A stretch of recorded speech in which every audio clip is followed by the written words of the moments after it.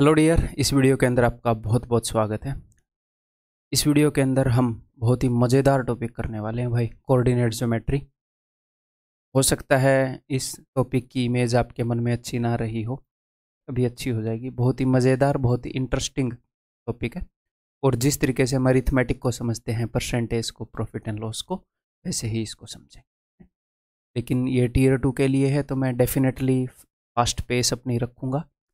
सारी चीज़ें प्रूव करके नहीं दिखाऊंगा फाउंडेशन बैक की तरह, बट फिर भी मज़ा आ जाएगा आपको। जो आपकी अंडरस्टैंडिंग है वो काफ़ी अच्छी, ठीक है। और आगे बढ़ने से पहले, आज सुबह से ही मेरे दिमाग में बार बार कई चीज़ें आ रही हैं कि कई टीचर्स मेरी लाइफ में रहे हैं जिन्होंने मेरे लाइफ के ऊपर काफ़ी पॉजिटिव इम्पैक्ट डाला है। जैसे 5th क्लास से पहले, फिर 10th क्लास तक, फिर 11th में, एंड अलग अलग टाइम पर अलग अलग टीचर्स रहे हैं जिन्होंने मेजर इम्पैक्ट डाला है, जिन्होंने ज़िंदगी की दिशा ही बदल दी, ठीक है। तो उनके प्रति बहुत ग्रेटिट्यूड मैं फील कर रहा हूँ। और आप लोगों के प्रति जो मैं अपनी तरफ से पूरी कोशिश करता हूँ, बट फिर भी आप लोग इतना ट्रस्ट करते हैं, जो मेरे अंदर फेथ इम्पार्ट करते हैं। यही काम उन टीचर्स ने किया था कि मेरे ऊपर विश्वास किया था, भाई तू कर सकता है। देन उससे एक अजीब सी ताकत मिलती है। ऐसे ही जो आप लोग जो फेथ इम्पार्ट करते हैं कि हाँ सर अच्छे से गाइड करेंगे, और सर है तो हम कर ही ले जाएंगे, बहुत सारे आप लोगों के मैसेज आते हैं। तो thank you for all that भाई, थैंक यू इस सपोर्ट के लिए। और मुझे पता है एक टीचर का रोल कितना इम्पोर्टेंट रहता है मेरी लाइफ के अंदर, अलग अलग स्टेज पर बहुत ज़्यादा इम्पैक्ट पड़ा है। तो मैं भी पूरी ईमानदारी, पूरी शिद्दत से, मतलब जितना इम्पैक्ट आपकी लाइफ पर, जितना पॉजिटिव इम्पैक्ट डाल सकता हूँ उतना डालने, ठीक है। तो स्टार्ट करें फिर, पेन नोटबुक लेकर आ जाओ भाई, ठीक है। हाँ, अभी ये स्टार्टिंग में बातें करी हैं तो लाइटली मत ले जाना मेरे को, अभी स्ट्रिक्ट हूँ आगे के लेक्चर में, ठीक है। पेन नोटबुक लेकर आ जाओ, स्टार्ट करते हैं। तो भाई इंग्लिश में कोऑर्डिनेट ज्योमेट्री बोलते हैं और हिंदी में निर्देशांक ज्यामिति है। तो ज्योमेट्री, ज्योमेट्री वर्ड आपको यहाँ पर दिख रहा है, तो ज्योमेट्री से इसका लेना देना है, क्या लेना देना है वो मैं आपको बताऊंगा, ठीक है। चलिए, तो सबसे पहले तो कोऑर्डिनेट ज्योमेट्री है क्या, उसकी डेफिनेशन। तो coordinate geometry is algebraic representation of geometry. मतलब क्या है, तो ज्योमेट्री है उसको एल्जेब्रा की फॉर्म में हम कैसे रिप्रेजेंट कर सकते हैं। एक सर्कल को, एक सर्कल क्या है, एक ज्योमेट्री की फिगर है, उसको इक्वेशन में कैसे लिख सकते हैं, वो है कोऑर्डिनेट ज्योमेट्री। एक लिंक है, एल्जेब्रा एक बड़ा सा पार्ट है मैथ्स का, ज्योमेट्री एक बड़ा सा पार्ट है मैथ्स का, दोनों इंपॉर्टेंट और बड़े से पार्ट हैं। इन दोनों को लिंक करता है, इन दोनों को जोड़ता है क्या, कोऑर्डिनेट ज्योमेट्री। समझ के, जैसे ये देखो, कोई भी ज्योमेट्रिकल फिगर जो है उसको हम रिप्रेजेंट कर सकते हैं किसी न किसी वे में, किसी न किसी इक्वेशन, ठीक है। तो कुछ एग्जांपल मैं आपको देता हूँ। जैसे ये सर्कल है, ज्योमेट्रिकल फिगर है, अगर इसको मुझे इक्वेशन में लिखना है तो मैं ऐसे लिखूंगा, ठीक है। आगे इन चीज़ों को डिटेल में करेंगे, अभी जस्ट मैं आपको डेफिनेशन दे रहा हूँ। ये एक लाइन है ज्योमेट्री में, ये एक लाइन है, एल्जेब्रा में इसको ऐसे लिखेंगे। ये काम कोऑर्डिनेट ज्योमेट्री करती है। ये एक पॉइंट है ज्योमेट्री में, ये एक पॉइंट है, एल्जेब्रा में इसको ऐसे लिखते हैं कोऑर्डिनेट ज्योमेट्री में, ठीक है। ये एक इक्वेशन है, आपको क्वाड्रेटिक इक्वेशन, अब सर्कल आपने ऐसे ज़्यादा देखा है, ऐसे नहीं देखा। क्वाड्रेटिक इक्वेशन आपने ऐसे ज़्यादा देखी है, उसको अगर मैं रिप्रेजेंट करूंगा ज्योमेट्री से तो ऐसी एक फिगर बन के आएगी, एक पैराबोला बन के आएगा, ठीक है। क्लियर है। तो कोऑर्डिनेट ज्योमेट्री ये काम करता है जी। तो ज्योमेट्री और एल्जेब्रा का लिंक है, तो घबराने की बात नहीं है, दोनों टॉपिक आपने अच्छे से कोई मजे में कर ले जाएंगे। तो चलिए जी, इसके बेसिक करते हैं फिर। देखो, तो जैसे कि नंबर लाइन होती है, नंबर लाइन पर आप ऐसे रिप्रेजेंट करते हो, 0 नंबर सिस्टम के अंदर आपने नंबर लाइन पढ़ी है, 2 3। तो जो नंबर लाइन होती है ये 2 डायमेंशन में होती है, 2 डायमेंशन में, सॉरी 1 डायमेंशन में आप बोल सकते हो, 1 डायमेंशन के अंदर होती है। ऐसे एक ही दिशा में हम ऐसे कर सकते हैं, ऐसे ऊपर नीचे नहीं जा सकते, है ना, बस राइट या लेफ्ट, बस यही एक अपनी डायमेंशन है। ऐसे इसको अगर मैं 2 डायमेंशन में कर दूं तो ये कोऑर्डिनेट ज्योमेट्री का एक्सिस सिस्टम बन जाएगा, हिंदी में बोलेंगे अक्ष पद्धति बन जाएगी, ठीक है। जैसे नंबर लाइन में आप ऐसे मूव होते हो, इधर पॉजिटिव इधर नेगेटिव है, इसमें फिर हाइट और डेप्थ भी ऐड हो जाती है, एक और डायमेंशन ऐड हो जाती है। ठीक है, तो इसको हम बोलते हैं जी एक्स एक्सिस। तो मैं इस पेस पर चलूंगा, मैं टीयर 2 के लिए पढ़ा रहा हूँ, बट उसके लिए भी जो मेरा पर्सपेक्टिव है चीज़ों को देखने का, जो मेरा नज़रिया है, वो तो इम्पार्ट करना पड़ेगा, वो तो आपको देना पड़ेगा। तो ये मत सोचना एक्स एक्सिस भी बता रहे हो सर आप, तो ज़रूरत है इसलिए बता रहा हूँ। अपने अकॉर्डिंग स्पीड तेज़मंदी कर लेना। इसको हम 3 क्लास के अंदर कंप्लीटली फिनिश कर लेंगे, जिसके अंदर प्रैक्टिस भी शामिल होगी। ठीक है, तो अपने अकॉर्डिंग स्पीड आप कर लेना है। ठीक है भाई, ओके। तो ये जो लेटा पड़ा है इसको हम बोलते हैं एक्स एक्सिस। एक्सिस को हिंदी में बोलते हैं अक्स। आपको जो हैंड रिटन नोट मिलेंगे उनमें भी एक आधी चीज़ों की हिंदी आपको मिल जाएगी। ठीक है, ये जो यहाँ पर बिंदु है जहाँ पर एक्स एक्सिस और वाई एक्सिस काटते हैं, इसको हम बोलते हैं जी ओरिजिन। इसको ओ से रिप्रेजेंट करते हैं जनरली, और हिंदी में इसको बोलते हैं जी मूल बिंदु। मूल यानी कि जड़, जहाँ से चीज़ें स्टार्ट हुई हैं, यहीं से राइट और लेफ्ट ऊपर नीचे यहाँ से जा रहा है माप। ठीक है, तो बाकी इसको हम बोलेंगे 1, इसको 2, 3, 4, 5, 6, 7। राइट हैंड साइड पर पॉजिटिव डायरेक्शन है। ठीक है, लेफ्ट हैंड साइड पर नेगेटिव है। इतना तो नंबर सिस्टम में नंबर लाइन के बारे में आपको पता ही है। ठीक है जी, ऐसे ही ऊपर पॉजिटिव डायरेक्शन है, तो +1, +2, +3, +4, +5। नीचे नेगेटिव डायरेक्शन है।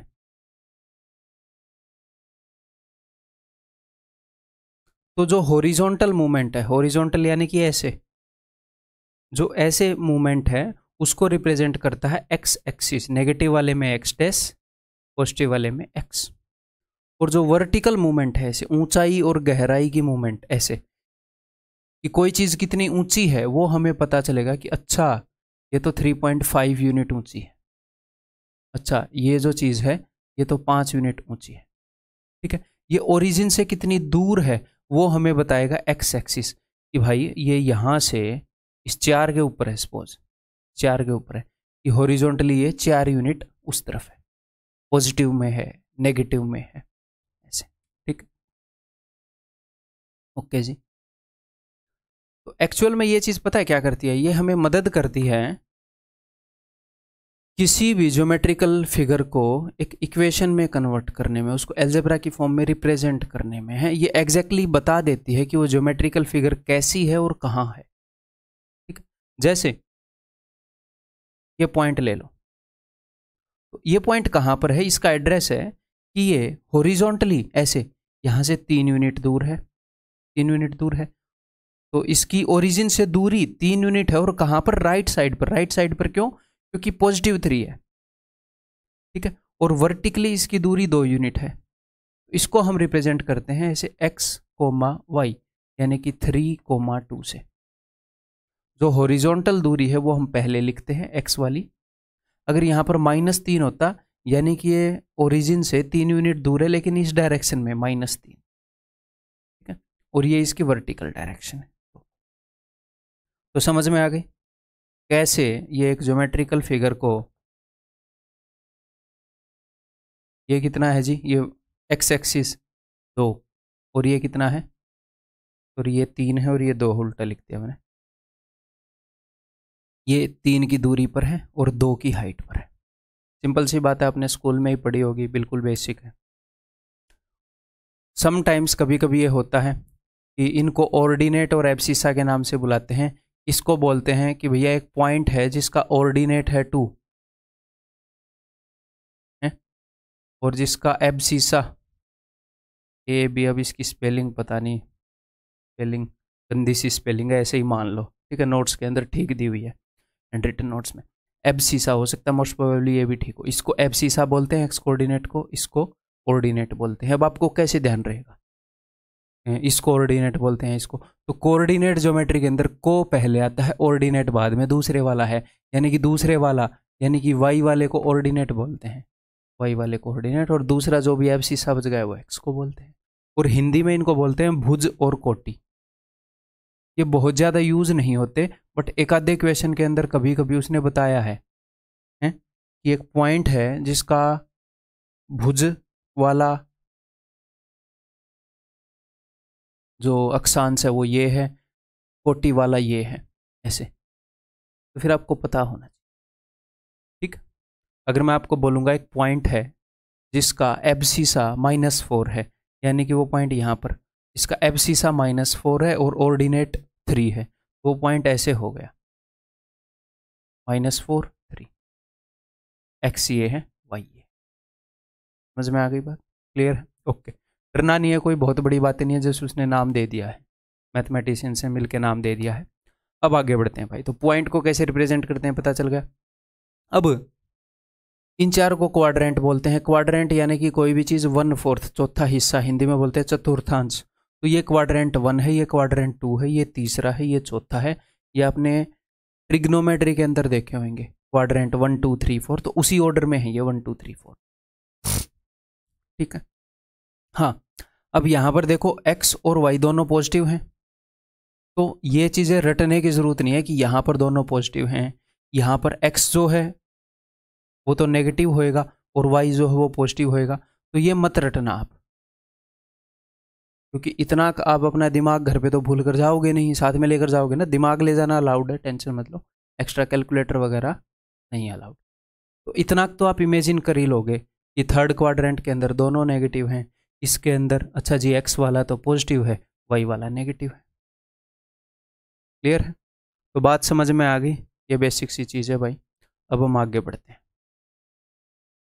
तो अब ब्लैक एंड वाइट स्क्रीन कर लेते हैं अपनी, आंखें बची रहेंगी, जीवन सुखी रहेगा। एक ही जोड़ी आंखें हैं, बुढ़ापे तक यही चलानी है आपने।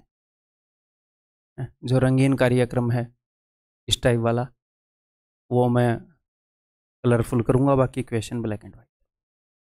चलिए जी, दी पॉइंट तो मैं कई बेसिक क्वेश्चन भी लूँगा जस्ट आपको वार्म अप करने के लिए। The point -5 7 lies in which quadrant. X की वैल्यू माइनस, तो एक्स की वैल्यू माइनस यानी कि ये, और वाई जो है पॉजिटिव, तो अगर पॉजिटिव होएगा तो यहाँ चले जाएंगे, वाई अगर नेगेटिव होता तो यहाँ चले जाते। तो ये सेकंड क्वाड्रेंट है, फर्स्ट सेकंड थर्ड फोर्थ। तो कौन से क्वाड्रेंट में, कौन से चतुर्थांश में? दूसरे चतुर्थांश में। -5, यहाँ पर -5 होएगा और यहाँ पर कहीं पर 7 होएगा, तो ये वाला पॉइंट होएगा। क्लियर है भाई? Next, the point 7 and -5 lies in which quadrant. तो आप मेंटली भी देख सकते हो, 7 एक्स पॉजिटिव है और वाई नेगेटिव है, चौथा क्वाड्रेंट। एक्स पॉजिटिव है और वाई नेगेटिव है, यहाँ कहीं जहाँ पर भी ये होएगा, ये फोर्थ क्वाड्रेंट के अंदर होएगा। तो that is equal to option D. ऐसे रटना नहीं है, बचपन में कई बार टीचर्स रटवा देते थे कि प्लस माइनस ये वाला क्वाड्रेंट, माइनस माइनस ये वाला क्वाड्रेंट, नहीं रटना है। ठीक है? क्लियर? जो चीज़ें रटने की होंगी मैं बताऊंगा।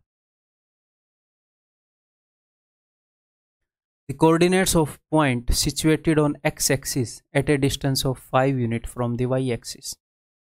ये देखो, एक पॉइंट के कोऑर्डिनेट पूछ रहा है जो कि एक्स एक्सिस के ऊपर है, ठीक है, यानी कि वो पॉइंट यहाँ पर है। Okay, at a distance of 5 units from Y axis. तो वाई एक्सिस कौन सा है? ये वाई एक्सिस है, ये एक्स एक्सिस है। तो इस वाई एक्सिस से 5 यूनिट की दूरी पर, तो वाई एक्सिस से 5 यूनिट की दूरी पर या तो इधर होएगा, तो इसके कोऑर्डिनेट क्या होंगे? तो पहले हम लिखते हैं एक्स वाले की वैल्यू, फिर वाई वाले की वैल्यू। तो यानी कि ये 5 यूनिट की दूरी पर है तो 5, और हाँ एक्स एक्सिस के ऊपर, क्योंकि जो वाई कोऑर्डिनेट है वो डिनोट करता है कि पॉइंट की हाइट कितनी है। ऊपर होएगा तो बोलेगा पॉजिटिव में है, तो यानी कि हाइट है, नेगेटिव में यानी कि गड्ढे में है, गहराई है, नेगेटिव है। ठीक है? तो एक्स एक्सिस के ऊपर कोई भी पॉइंट होएगा तो उस वक्त वाई एक्सिस की वैल्यू क्या हो जाएगी? 0, क्योंकि कोई हाइट ही नहीं है इसकी, ना ये ऊपर गया है ना ये नीचे गया है। तो दो पॉइंट हैं जो वाई एक्सिस से 5 यूनिट की दूरी पर है, एक तो इधर और एक इधर। ये मत बोलना सर ये -5 यूनिट की दूरी पर है, डिस्टेंस तो डिस्टेंस होता है भैया। ये जो -5 का डिस्टेंस थोड़ी है, माइनस तो डायरेक्शन को रिप्रेजेंट कर रहा है कि इस तरफ की डायरेक्शन। ठीक है? तो ये दो पॉइंट है, इन दोनों में से कोई भी एक आपको दे देगा, दोनों नहीं देगा। 5 0 दे दिया उसने। ठीक, क्लियर है? इन दोनों में से कोई भी दे सकता है, ये मत सोचना ओनली पॉजिटिव वाला दे सकता, कोई भी एक दे देगा।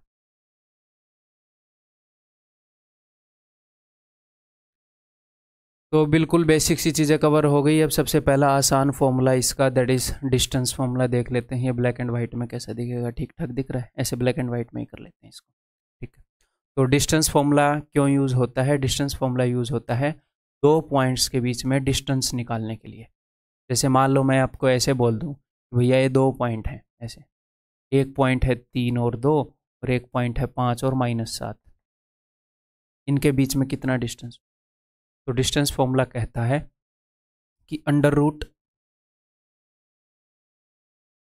x1 minus x2।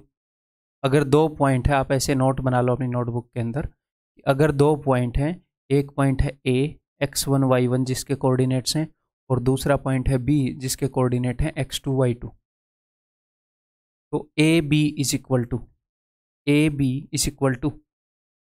यानी कि ए और बी का distance, A B line segment की लंबाई यानी कि ए और बी का distance is equal to x1 minus x2 का whole square plus y1 minus y2 का होल स्क्वायर। अब आपको कुछ बुक्स में x1 माइनस x2 मिलेगा, कुछ में x2 माइनस x1 मिलेगा, फर्क नहीं पड़ता। क्यों? क्योंकि एट द एंड स्क्वायर होना है, एट द एंड स्क्वायर होना है, पॉजिटिव ही हो जाना है, किसी में से किसी को घटा लेना। तो ये है डिस्टेंस फॉर्म। यानी कि अगर दो पॉइंट हैं ये 3 2 एंड 5 7, तो इनके बीच में क्या डिस्टेंस होगा? अगर मैं एक लाइन खींच दूं तो उसकी क्या लंबाई होगी? इसकी लंबाई होएगी जी अंडर रूट। अब आपने कैसे करना है देखो, ना तो इस फॉर्मूले को रटना है, रटना नहीं है इसको, ना इनको नाम देने हैं x1 y1 x2 y2 ना। सिंपली ऐसे देखना कि इनके x कोऑर्डिनेट के बीच में कितने का फर्क है, 5 और 3 के बीच में कितने का डिफरेंस है, 2 का, उसका स्क्वायर लिख दो, ठीक, प्लस लगाओ। अब y कोऑर्डिनेट्स के बीच में कितने का फर्क है, 2 और -7 में। ये मत बोल देना 5 का फर्क है, क्योंकि -7 तो भैया 0 से -7 इधर है और 2 जो है वो इधर है, तो 9 का फर्क हो गया, 9 का डिफरेंस है। तो एक हिसाब से हो क्या रहा है, x कोऑर्डिनेट्स के डिफरेंस का स्क्वायर y कोऑर्डिनेट्स के डिफरेंस का स्क्वायर। तो ये फॉर्मूला लिख के या इनको नाम देकर हम नहीं करेंगे, सिंपली ये देखो इनके x एक्सिस के बीच में जो डिफरेंस है उसका स्क्वायर कर दिया, y एक्सिस के बीच में जो डिफरेंस है उसका स्क्वायर कर दिया। 7 -7 और 2 में 9 का फर्क है, तो 9 का स्क्वायर विल बी 81। तो अपना उत्तर हो जाएगा अंडर रूट 85। इन दोनों के बीच का डिस्टेंस है अंडर रूट 85। ठीक, क्लियर? ये बात समझ में आ गई? ये लिख लिया, ये आपको नोट्स के अंदर भी लिखा हुआ मिल जाएगा वैसे, ठीक है। अब ये होता क्यों है वो मैं आपको बता देता हूँ। जे देखो मज़ेदार चीज़ है,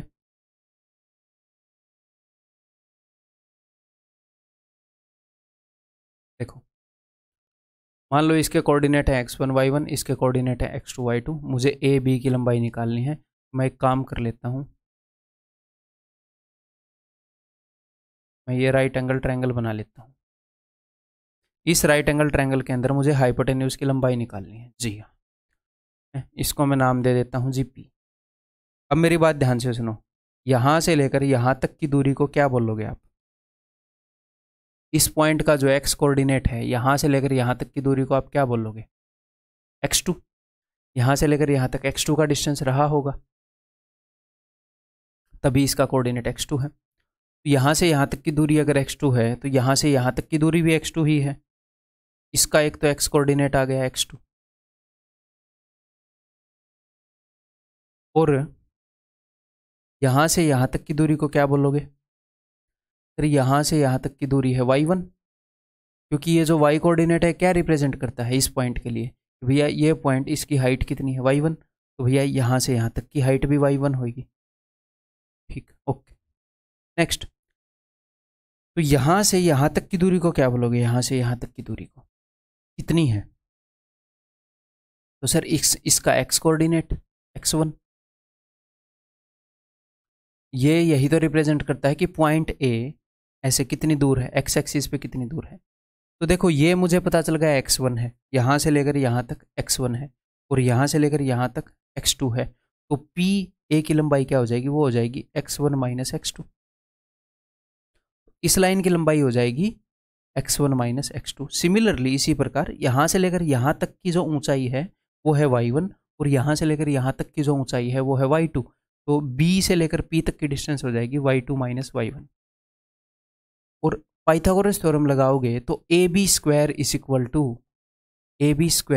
टू इसका स्क्वायर प्लस इसका स्क्वायर, यानी कि y कोऑर्डिनेट्स के बीच के डिफरेंस का स्क्वायर प्लस x कोऑर्डिनेट्स के बीच के डिफरेंस का स्क्वायर। और बिकॉज स्क्वायर हो रहा है तो फर्क ही नहीं पड़ता, x1 माइनस x2 है x2 minus x1 and A B is equal to this. Clear है भाई? तो डिस्टेंस फॉर्मूला क्या है मैंने बताया ना, कोऑर्डिनेट ज्योमेट्री है क्या, कोऑर्डिनेट ज्योमेट्री अलजेब्रा और ज्योमेट्री का लिंक है। तो कोऑर्डिनेट ज्योमेट्री की हर एक चीज़ ऐसे ज्योमेट्री वाले फॉर्मूलों से हम प्रूव कर सकते हैं, हर एक चीज़। ठीक, उसी को अलजेब्राई फॉर्म में लिखा इन्होंने। तो डिस्टेंस फॉर्मूला ऐसे पाइथागोरस थ्योरम का ही एक रूप है। तो ये बात समझ में आ गई? आपने याद क्या रखना, आपने याद रखना है कि दो पॉइंट के बीच का डिस्टेंस देखना है तो अंडर रूट एक्स कोऑर्डिनेट के बीच में जो भी डिफरेंस है इसी में से किसी को घटा के देख लो, डिफरेंस स्क्वायर करके लिख दो, वाई कोऑर्डिनेट के बीच का डिफरेंस स्क्वायर करके लिख दो, खत्म। अब मुझे इसका उत्तर बताओ जल्दी से, इस पॉइंट और इस पॉइंट के बीच की कितनी दूरी है? देखो कैसे करेंगे। ये दूरी है भैया 4 और 7 के बीच में कितने का डिफरेंस है सर? 3 का स्क्वायर 9। 3 और 0 के बीच का डिफरेंस 3, तो सर 3 का स्क्वायर 9, तो 9 और 9 18, तो ये हो जाएगा 3√2। सिंपल ऐसे लगाएंगे, ठीक है। इन पॉइंट्स के बीच का डिफरेंस बताओ, डिस्टेंस बताओ भाई। -2 और -9 के बीच में कितने का गैप है? दोनों नेगेटिव हैं, 7 का गैप है, 7 का स्क्वायर 49। 4 और -2 के बीच में एक -2 है 0 से इधर, एक 4 उधर है, 6 का गैप है, तो 6 का स्क्वायर 36। 4 और 3 7 70 और 15 85, अंडर रूट 85।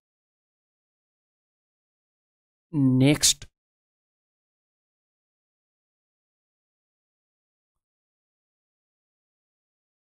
दस और 2 के बीच में डिफरेंस है भैया 12 का, तो 12 का स्क्वायर इज 144 प्लस 10 और 2 के बीच में -2 के बीच में, और 7 और इसके बीच में 10 का है, तो ये हो जाएगा 100।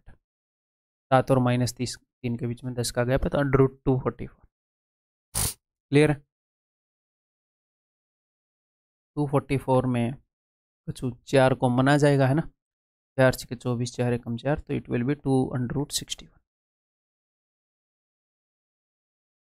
तो डिस्टेंस फॉर्मूला, दूरी सूत्र, दो पॉइंटों के बीच की दूरी कर लोगे। अब ये करो,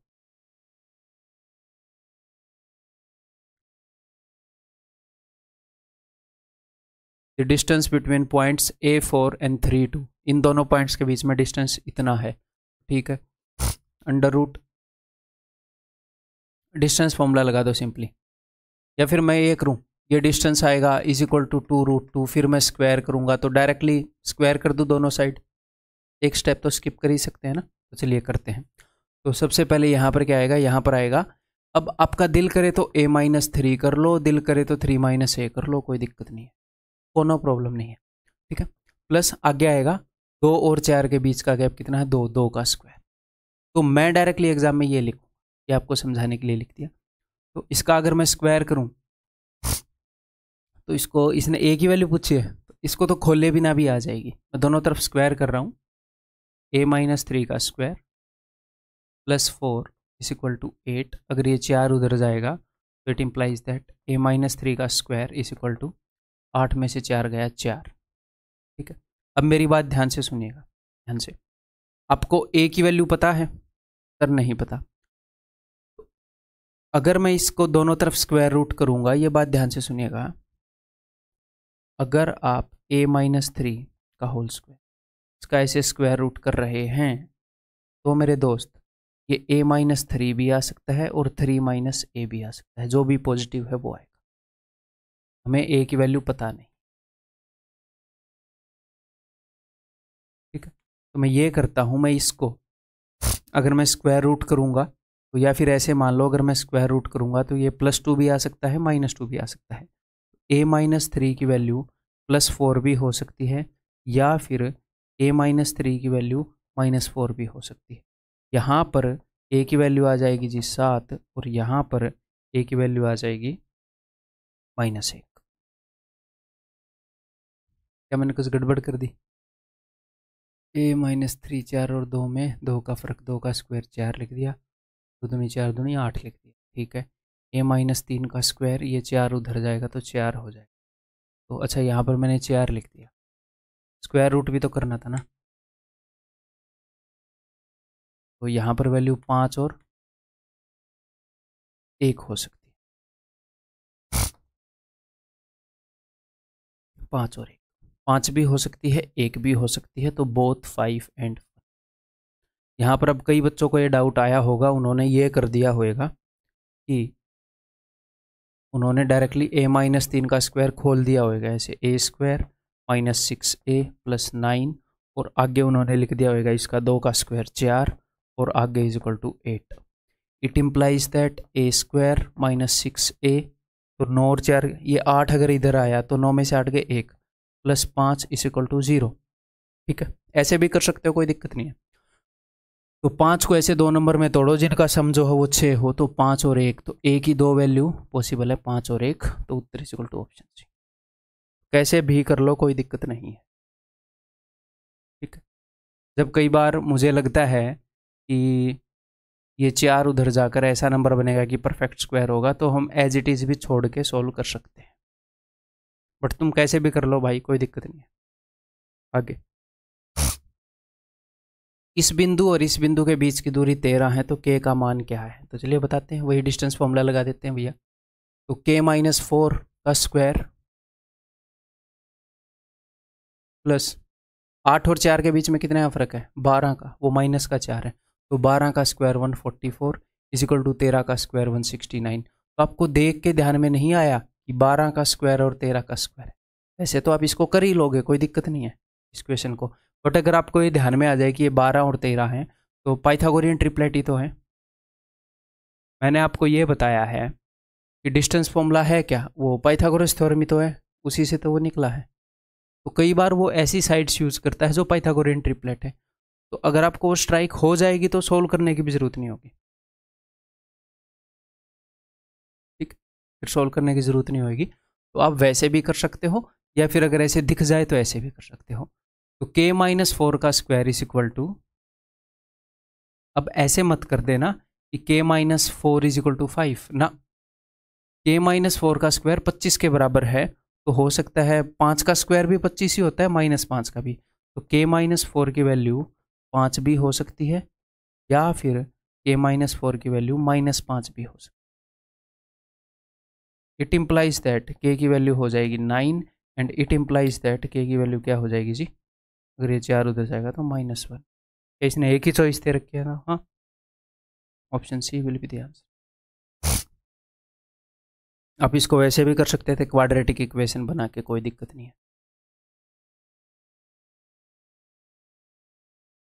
ठीक है, आगे बढ़ जाऊं अब।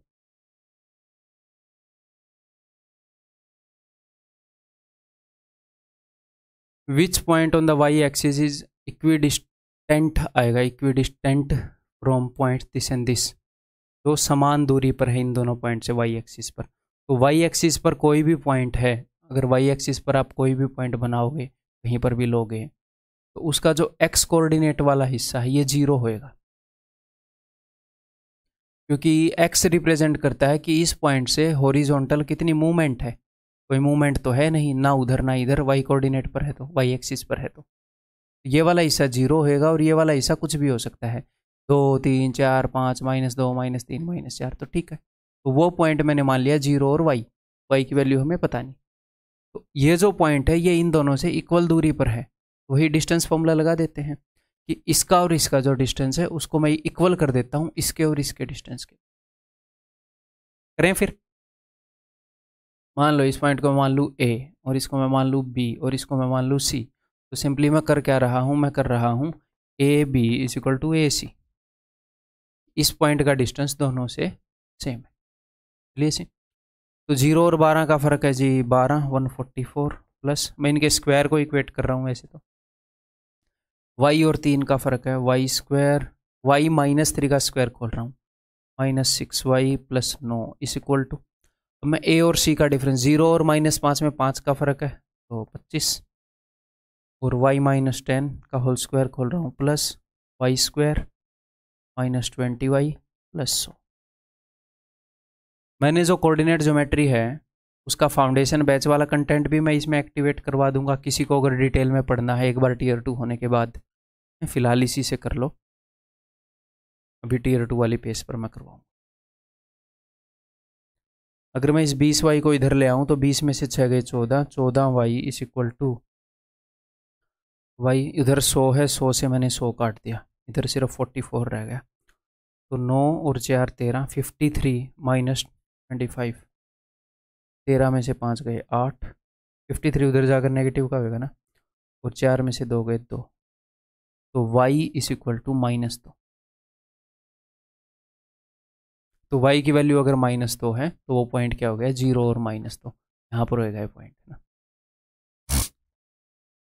Option B. ठीक, clear. Next, the coordinates of the point on the x-axis which are at a distance of 5 unit, the coordinates of the points on x-axis which are at a distance of 5 unit from this point। एक बार मैं आपको ये कहना क्या चाह रहा है वो मैं डायग्राम के थ्रू समझा दूं। ये कोई ना कोई पॉइंट है, 6 - 3 है, यहाँ पर कोई पॉइंट है, आपको ये डायग्राम बनाने की जरूरत नहीं है, बट मैं समझा रहा हूँ। ये बोल रहा है कि एक्स एक्सिस पर कोई पॉइंट है जो इससे इक्वल दूरी पर है, तो उसके कोऑर्डिनेट्स बताओ, पॉइंट्स। देखो कई पॉइंट भी इससे सेम दूरी पर हो सकते हैं। मान लो एक पॉइंट यहाँ है और एक पॉइंट यहाँ है। अगर ये आइसोस्केलस ट्रायंगल बनेगी ऐसे, तो यहाँ पर भी दूरी 5 यूनिट है, यहाँ पर भी 5 यूनिट दूरी है, ऐसे हो सकता है। ठीक, अदरवाइज आपको ये नॉलेज जानने की जरूरत नहीं है, जो भी वो पूछ रहा है उसको आप पेपर पर लिख दो, उसको फॉलो कर लो बस। The coordinates of points on the x axis, तो एक्स एक्सिस पर कोई भी पॉइंट होएगा, एक्स एक्सिस पर कोई भी पॉइंट है तो ये होएगा, एक्स एक्सिस की कुछ वैल्यू होएगी प्लस माइनस, और वाई एक्सिस 0 होएगा। वाई एक्सिस रिप्रेजेंट करता है एक्स एक्सिस के ऊपर वहाँ होगा ना पॉइंट, वही मैं सोच रहा कि मैं बोल सही रहा हूँ, होना ऐसे चाहिए, और पता नहीं। ठीक है, एक्स एक्सिस पर कोई भी पॉइंट होएगा, मान लो ये है पॉइंट, वो यहाँ पर होएगा, ये है एक्स एक्सिस। तो ऐसे 2 पॉइंट हो सकते हैं जो इससे इक्वल दूरी पर हों। तो एक्स एक्सिस पर कोई भी पॉइंट है उसकी हॉरिजॉन्टल मूवमेंट तो होएगी, एक्स कोऑर्डिनेट तो होएगा, वर्टिकल मूवमेंट नहीं होएगी ऊपर नीचे, तो वाई कोऑर्डिनेट 0 होएगा उसका, एक्स 0 होएगा।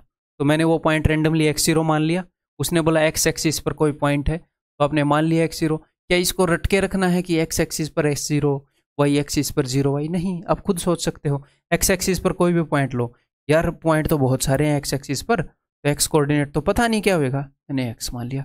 वाई कोऑर्डिनेट का मैं श्योर हूँ 0 होएगा, कोई मूवमेंट नहीं। तो एक्स एक्सिस पर एक पॉइंट है जिसका डिस्टेंस इससे 5 यूनिट है, तो कर देते हैं काम, x - 6 का स्क्वायर, तो x² - 12x + 36, और 0 और -3 में 3 का गैप है, तो 3 का स्क्वायर 9 = 25। यहाँ पर भी वैसे पाइथागोरियन ट्रिपलेट यूज हो रहा है। जैसे ये देखो, ये 5 का स्क्वायर है और ये 3 का स्क्वायर है, 3 4 5, ये 4 का स्क्वायर। चलो इसको ऐसे कर लेते हैं, दिख जाए तो ठीक है, नहीं तो ठीक है।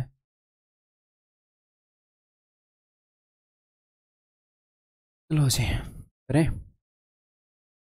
It implies that x² - 12x, तो ये कितना हो जाएगा 45। अगर ये 25 इधर आया तो ये हो जाएगा जी प्लस का 20 = 0। 20 को इससे तोड़ना है कि 12 आ जाए, इससे तोड़ें, 5 चौके 20, 10 दूनी 20। ठीक है, 2 नंबर जिनका सम 12 हो, तो वही x की 2 वैल्यू हो गई। ठीक है, तो 10 और 0, एक ऐसा पॉइंट हम देख रहे थे ना जो एक्स एक्सिस पर है, x की 2 वैल्यू हो सकती है, एक तो 10 0 वाला पॉइंट और एक 2 0 वाला पॉइंट। तो इस पॉइंट से एक तो 10 0 वाला पॉइंट 5 यूनिट की डिस्टेंस पर होगा, और एक 2 0 वाला पॉइंट भी 5 यूनिट की डिस्टेंस पर होगा।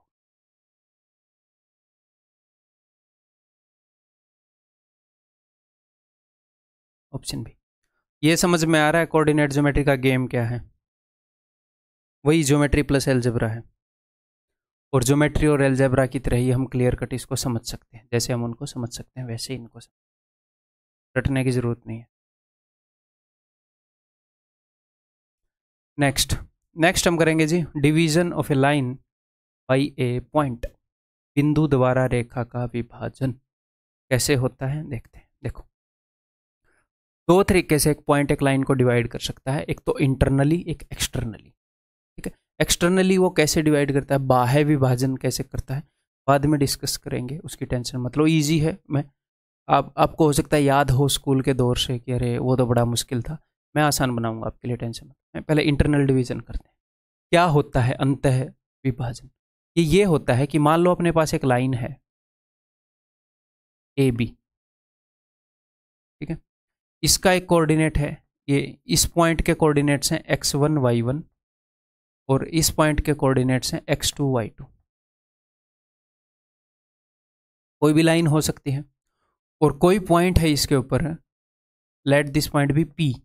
तो ये इस लाइन को किसी भी रेशो में बांट रहा है, 2:3 हो गया, 3:4 हो गया, 5:8 हो गया, किसी भी रेशो। ठीक है, तो सपोज ये यहां पर बांट रहा है m/n के अंदर।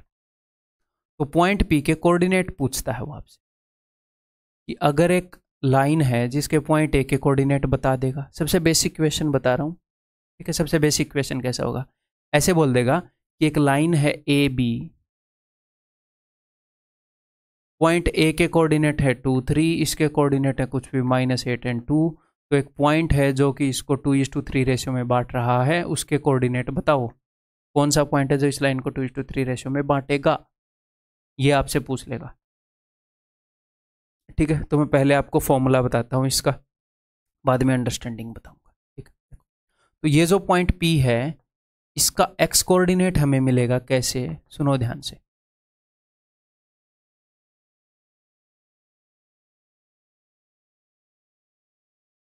इसको रटना कैसे है, याद कैसे रहेगा बताऊंगा, आप भूलोगे ही नहीं।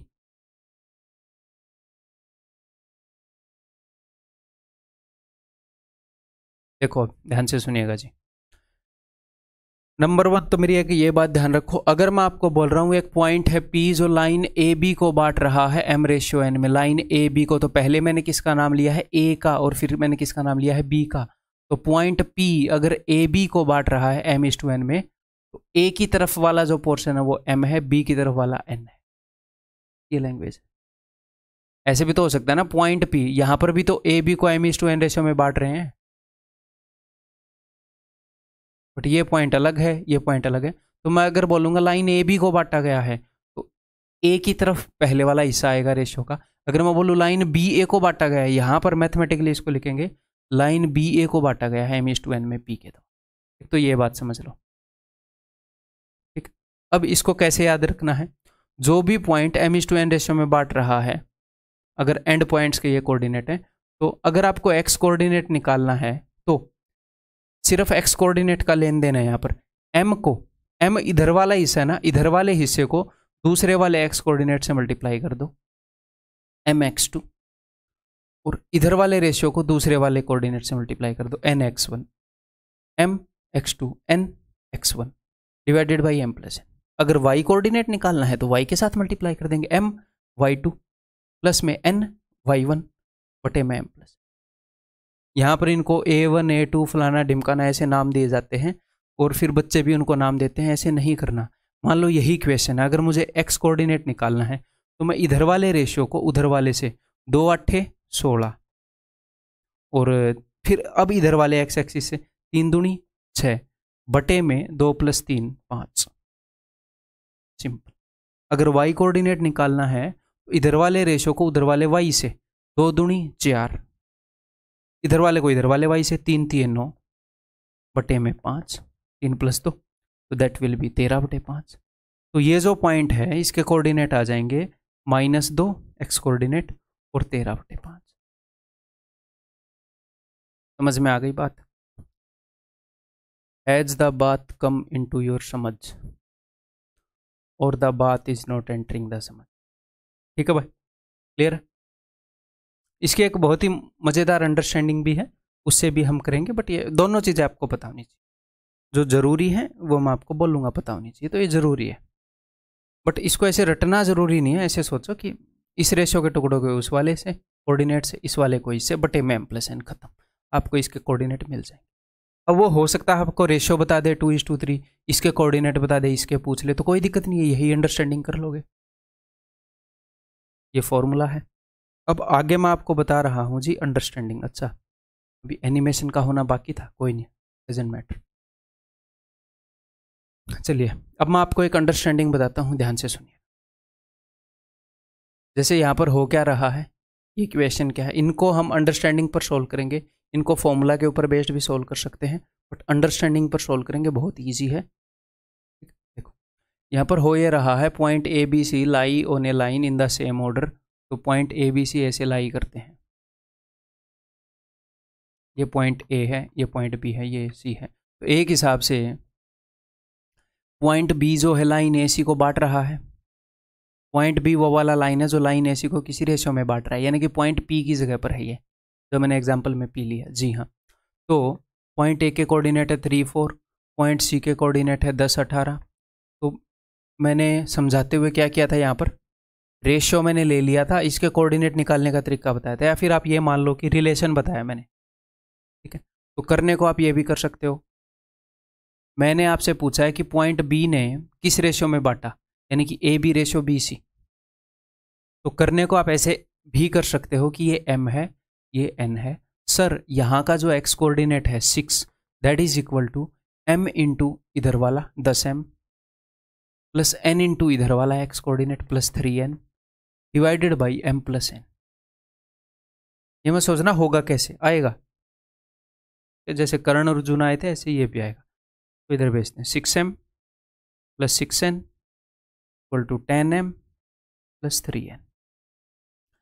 अब m वाले को उधर भेज दें 4m, n वाले को इधर भेज दो, इज इक्वल टू 3n। तो इट इम्प्लाइज दैट n बटे में m इज इक्वल टू, ये इधर m था, इधर m को मैं ले आया 4/3, m 3 है n 4 है, 3:4 आ गया। तो करने को हम ऐसे कर सकते हैं, कोई दिक्कत नहीं है, फॉर्मूला रिवाइज हो गया। ठीक, इस फॉर्मूले के अंदर कुछ भी एक चीज़ गायब करके वो पूछेगा तो आप बता सकते हो हर एक क्वेश्चन में। अब मैं आपको बताता हूँ जी अंडरस्टैंडिंग। देखो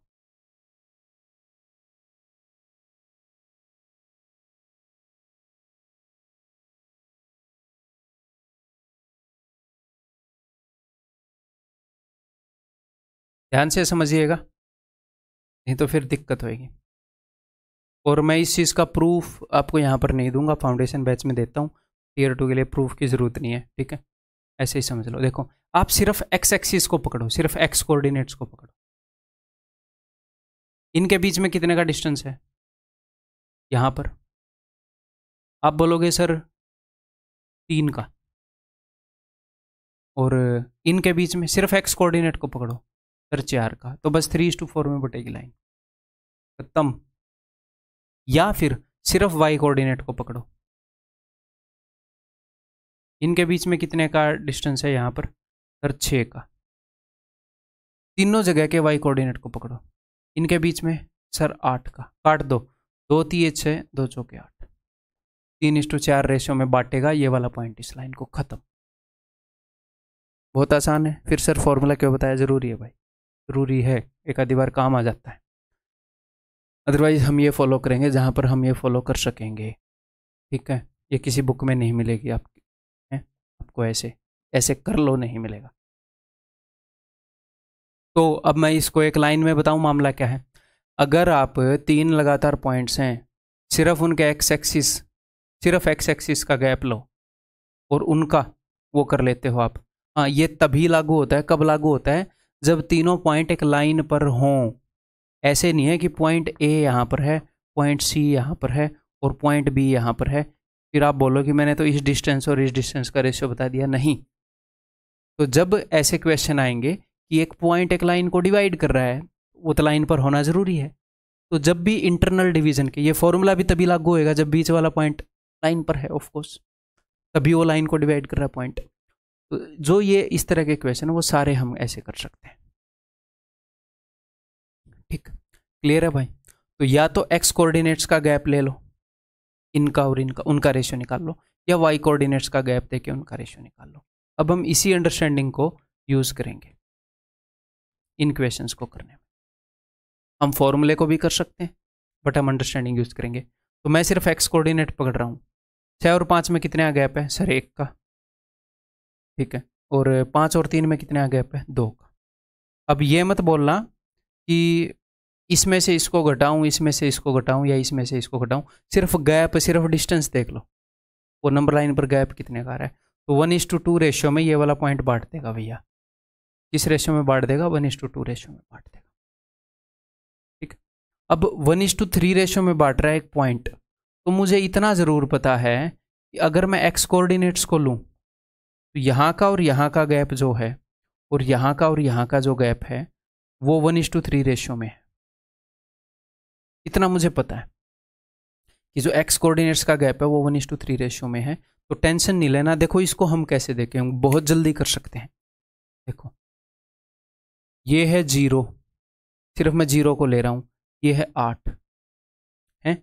यहाँ पर एक पॉइंट है जो कि बांट रहा है इस डिस्टेंस को 1:3 रेशियो में। अगर टोटल डिस्टेंस 4 है, 3 और 1 4, अगर टोटल डिस्टेंस 4 है तो ये टुकड़ा 1 है।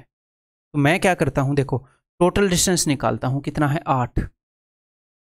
8 का गैप है 0 और 8 में, उसका 1/4 कर देता हूं, तो मेरे को ये टुकड़ा मिल गया। तो 0 से 2 आगे, तो इसका एक्स कोऑर्डिनेट है 2। अब देखो ये -8 है, ये 4 है, इसके बीच में गैप देखो, 8 और 4 के बीच में 4 का गैप मत बोलना, ये माइनस का है, तो 12 का गैप है। तो टोटल गैप यहां से लेकर इस पॉइंट के बीच में 12 का गैप है। बट मैं तो इंटरेस्टेड हूं यहां से यहां के गैप में। आपको पता है पहले वाला टुकड़ा 1 है तो दूसरे वाला टुकड़ा 3 है, ये टुकड़ा 1 है तो ये टुकड़ा 3 है। टोटल अगर 4 डिस्टेंस है तो ये वाला गैप सिर्फ 1/4 है, तो 12 का 1/4 3। अब मेरी बात ध्यान से सुनो, अब मजेदार है कहानी। हमें ये देखना होता है कि चीज जा किस तरफ रही है, डायरेक्शन क्या है। -8 के बाद ये बढ़ रहा है या घट रहा है? बढ़ रहा है तो जोड़ूं, घट रहा है तो घटाऊं। बढ़ रहा है तो 3 को जोड़ूंगा, घटेगा तो घटाऊंगा। ये -8 से +4 की तरफ चला गया, ये बढ़ गया, ये माइनस से प्लस हो गया, बढ़ गया। तो 3 और जोड़ दो, इसे 3 स्टेप और आगे, यानी कि -5। 3 जोड़ दोगे तो -5। -8 से 4 की तरफ जा रहा है, उस डायरेक्शन में 3 कदम आगे चलाना है मैंने, -5। इसको और करेंगे तो आपको और समझ में आएगा। अभी अगर समझ में नहीं आया तो टेंशन नहीं लेनी। एक और अगला क्वेश्चन भी ऐसे ही मज़ेदार डिटेल में बताऊंगा, ये वाला देखो।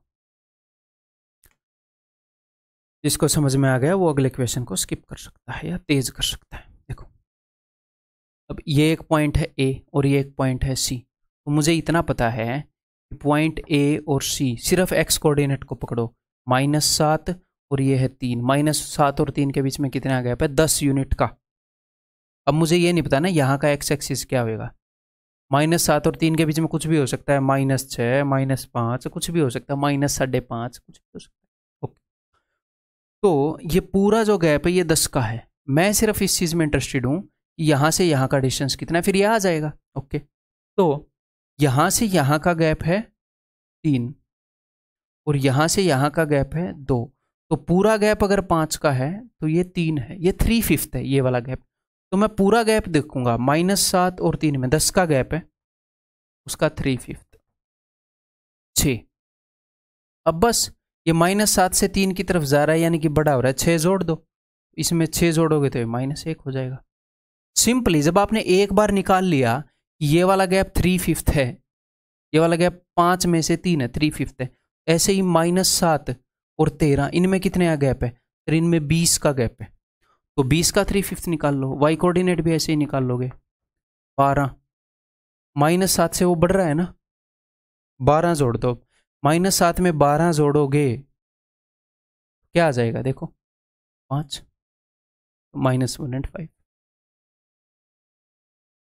उम्मीद है कि ये समझ में आ गया होगा, नहीं तो आप फॉर्मूले से डेफिनेटली कर सकते हैं। फॉर्मूले से ये इन द लॉन्ग रन ये हमारे लिए इजी रहेगा। इसीलिए मैं इससे करवा रहा हूँ और आपको फील भी हो रहा होगा ईजी। अब ये सारे हम उसी अंडरस्टैंडिंग से करेंगे बिकॉज फॉर्मूले से तो आप कर ही सकते हैं डेफिनेटली। तो चलिए अभी ये वाला पॉइंट मुझे बताना है। तो यहाँ का डिस्टेंस अगर 2 है तो यहाँ का डिस्टेंस 1 है। अब सिर्फ वाई कोऑर्डिनेट को पकड़ो ज़रा। 1 और 6 कितने का गैप है भैया? 5 का। देखो ये वाला गैप अगर 1 है तो ये उसका डबल होएगा, तो इधर 10 का गैप होएगा। तो 6 से ये 5 कम हो गया है ना, कम हो गया ना, तो यहाँ पर कम कर दो, 10 कम कर दो अब की बार।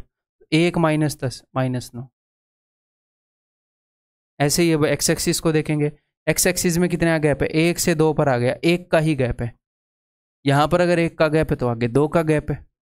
भैया यहाँ पर 1 का है ना, तो आगे 2 का है। ये 1 से बढ़ गया तो उसी डायरेक्शन में जाना है, इसमें 2 और जोड़ दो, 4 और माइनस 9।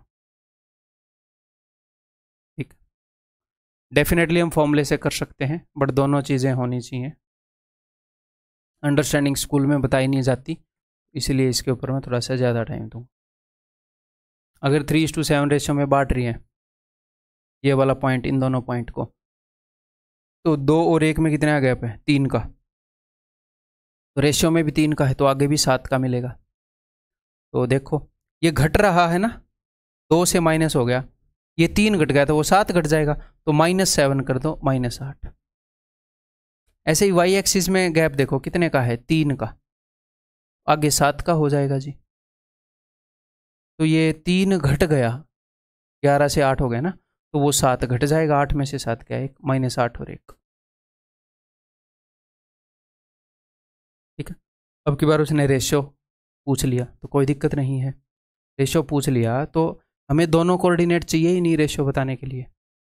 हमें तो यहाँ पर क्या, find the missing information, Y की वैल्यू भी हम निकाल लेंगे है, हमें चाहिए ही नहीं। हमें सिर्फ एक्स या वाई कोऑर्डिनेट मिल जाए, तीनों उसी से बता देंगे। 5 और 7 में कितने का फ़र्क है? 2 का। 7 और 15 में कितने का फ़र्क है? 8 का। तो रेशियो है 1:4। 1:4 रेशियो में बांट रहा है ये वाला पॉइंट, इस लाइन। ठीक है, और वाई की वैल्यू निकालें तो निकालते हैं जी। तो 17 और 2, 17 माइनस 2 कितना हो गया? 15। 15 का पूरा डिस्टेंस है और रेशियो क्या है? 1:4। ये वाला गैप 1 है, अगर टोटल गैप 5 है तो टोटल गैप 15 का है यहाँ से लेकर यहाँ तक का, और ये वाला गैप है 1/5, 3 का है ये वाला गैप। वाई में ये 3 का गैप होगा। अब मैं देखूंगा 17 से वो 2 हो गया, घट रहा है, तो 3 घटा दूंगा, 14 है ये वाला पॉइंट। ठीक, क्लियर है? इसको सिंक इन कर लो, कोई दिक्कत नहीं है। कुछ चीज़ें दिमाग में डालने में अगर टाइम लगता है तो टाइम लो।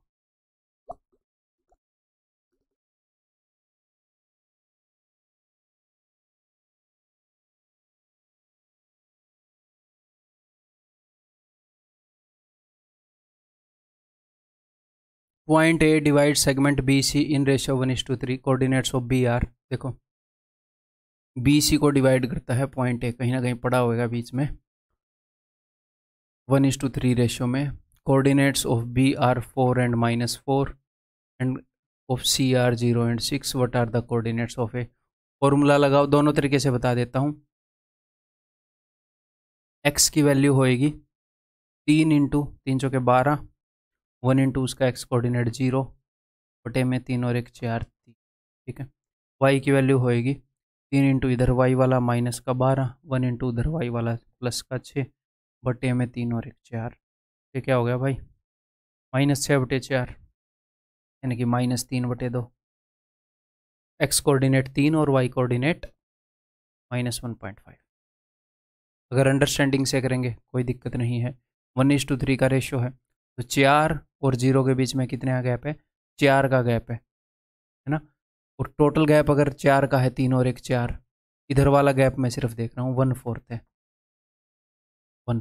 तो इस 4 ये घट रहा है तो इसमें से 1 घटा दो, 3। फिर हम देख लेंगे कि एक ही जगह है 3 और मार्क कर देंगे। तो ये नहीं बोल रहा है ये ईजी है या ये ईजी है, दोनों समझ में आने चाहिए। जैसे भी आपको कंफर्टेबल रहेगा मॉक या एग्जाम में, आप वैसे ही करते जाओगे, समझ में दोनों आने। ऐसे ही वाई एक्सिस निकाल लेंगे। -4 और 6 के बीच में 10 का गैप है, मुझे पूरे गैप का 1/4 चाहिए, यानी कि 5/2, है ना। अब मुझे यहाँ से देखो, ये माइनस से पॉजिटिव हो गया, ये बढ़ रहा है, 5/2 बढ़ेगा, -4 + 5/2, 2 चौके 8 में -3/2।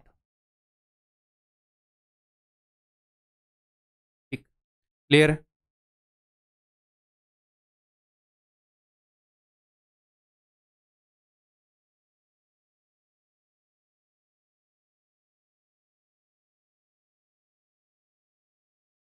A -3 2 and B 5 4 are the end points of a line segment. Find the coordinates of the point which divides A B in ratio. तो अब हम कैसे कर सकते हैं? अब मैं फॉर्मूले से करके बता दूं डायरेक्टली। इजी इजी रह रहा है फॉर्मूला दिमाग पर थोड़ा सा, ना। एक्स कोऑर्डिनेट क्या होएगा? देखो, ये 2:3 रेशो में बांट रहा है, ये लाइन है, ये पॉइंट 2:3 रेशो में बांट रहा है, तो 2 से उसके एक्स कोऑर्डिनेट को 2 5 10। फॉर्मूला इजी रह रहा है ना, अंडरस्टैंडिंग पर नहीं, कंफर्टेबल है फॉर्मूला। तो 2 से उसका एक्स कोऑर्डिनेट, 3 से एक्स का एक्स कोऑर्डिनेट, माइनस का 9 बटे में 2 + 3 5, तो 1/5 एक्स एक्सिस। तो ये दो ऑप्शन तो गए। ऐसे ही वाई कोऑर्डिनेट क्या होएगा? इससे उसका वाई कर दो, 2 चौके, पहले इधर से स्टार्ट कर दो, चाहे 3 से इसका वाई, है ना, बस ऐसे क्रॉस बनाना है। 2 चौके 8 + 3 दूनी 6 बटे में 5, 14/5। ठीक। हाँ, एक बात मैं आपको बता दूं, क्या कि जैसे इधर का जो एक्स कोऑर्डिनेट है और इधर का जो एक्स कोऑर्डिनेट है, तो बीच में अगर ये लाइन बन रही है ऐसे, और इसको कोई पॉइंट डिवाइड कर रहा है, इन दोनों के बीच में ही आएगा एक्स कोऑर्डिनेट। अंडरस्टैंडिंग में हम वही तो कर रहे थे। इन दोनों का जो एक्स कोऑर्डिनेट है, उनके बीच में 2/5 होएगा, इसके एक्स कोऑर्डिनेट से 2/5 आगे होएगा। तो अगर मान लो कहीं ऑप्शन में -3 और 5, जैसे 5 के बाहर, इस रेंज के बाहर दे रखा हो 6, उसको डायरेक्टली काट सकते हो आप डायरेक्टली काट सकते हो। यहाँ पर कट रहा है ऐसा, यहाँ पर तो नहीं कट रहा। ठीक। In what ratio this segment joining points this and this divided by Y axis. तो वाई एक्सिस के ऊपर कोई भी पॉइंट है, उसका एक्स कोऑर्डिनेट क्या होगा? 0, और वाई कोऑर्डिनेट तो कुछ भी हो सकता है। तो ये सिर्फ ये पूछ रहे हैं कि एक लाइन सेगमेंट है 2:3 और -2:1, और इसके ऊपर एक पॉइंट है 0 y, ये इसको किस रेशियो में बांट रहा है? तो हमें वाई कोऑर्डिनेट पता नहीं, बट हमें तो एक ही कोऑर्डिनेट चाहिए। यहाँ पर अंडरस्टैंडिंग बहुत ज़बरदस्त भारी पड़ेगी। इन दोनों का गैप क्या है? 2 का, और इन दोनों का गैप क्या है? 2 का, तो 1:1 रेशियो में बांट रहा है। यहाँ पर अंडरस्टैंडिंग की स्पीड का कोई मुकाबला नहीं, है ना। अगर वो आपसे रेशियो पूछ ले, वैसे दोनों आपको पता होने चाहिए। आगे बढ़ जाऊँ। Next we have coordinates of mid point. Mid point के कोऑर्डिनेट्स, तो देखो भाई, सिंपल सी बात है।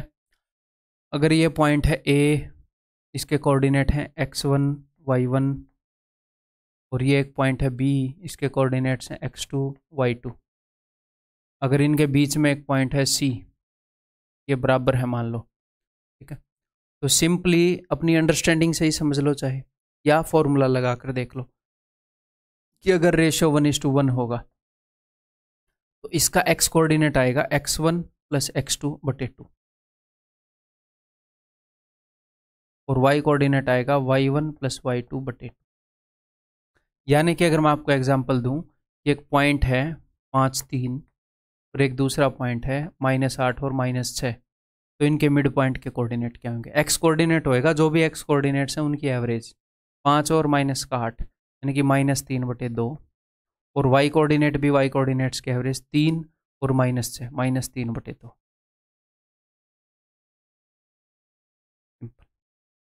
क्लियर है? समझ में आ गई बात? इन दोनों के एवरेज होएगा ये वाला पॉइंट, इन दोनों के सम का हाफ। आगे बढ़ जाएं। तो इन सभी पॉइंट्स का एक बार मिड पॉइंट निकालोगे इस लाइन का, कि अगर यहाँ पर एक पॉइंट है 4 3, यहाँ पर एक पॉइंट है 6 - 1, ये लाइन है तो इसका मिड पॉइंट क्या होगा? सिंपली 6 और 4 10/2 5 मिड पॉइंट के कोऑर्डिनेट है। और 3 में से 1 गया 2 2/2 1 5 1, ये वाला पॉइंट मिड पॉइंट है। ऐसे ही 9 और 2 इनका सम करो, सम/2 -11/2 और 2/2 यानी कि 10 में से 2 गए 8/2 यानी कि 4 और -3 और 7 4 हो गया 4/2, ये मिड पॉइंट हो। ठीक है भाई, क्लियर है?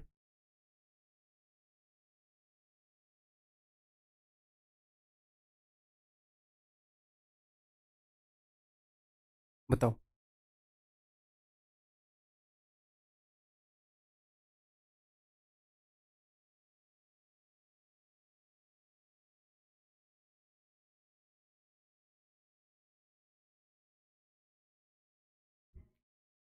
Point P is the midpoint of segment AB. Okay. Coordinates of P are this.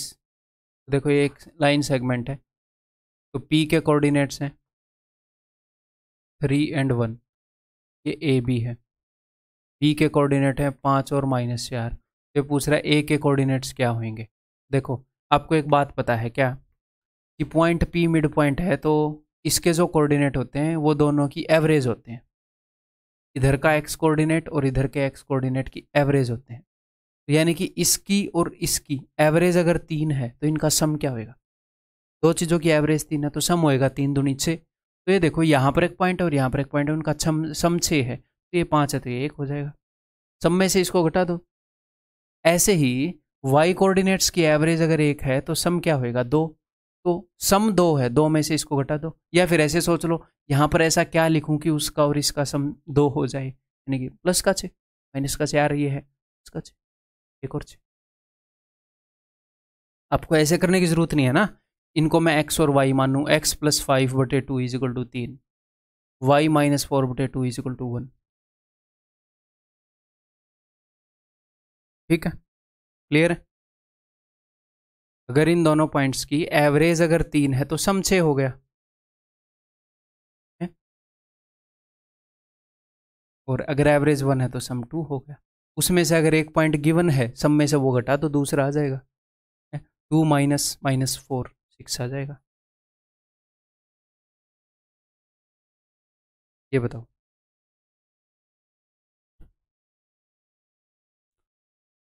Point P is the mid point of segment AB।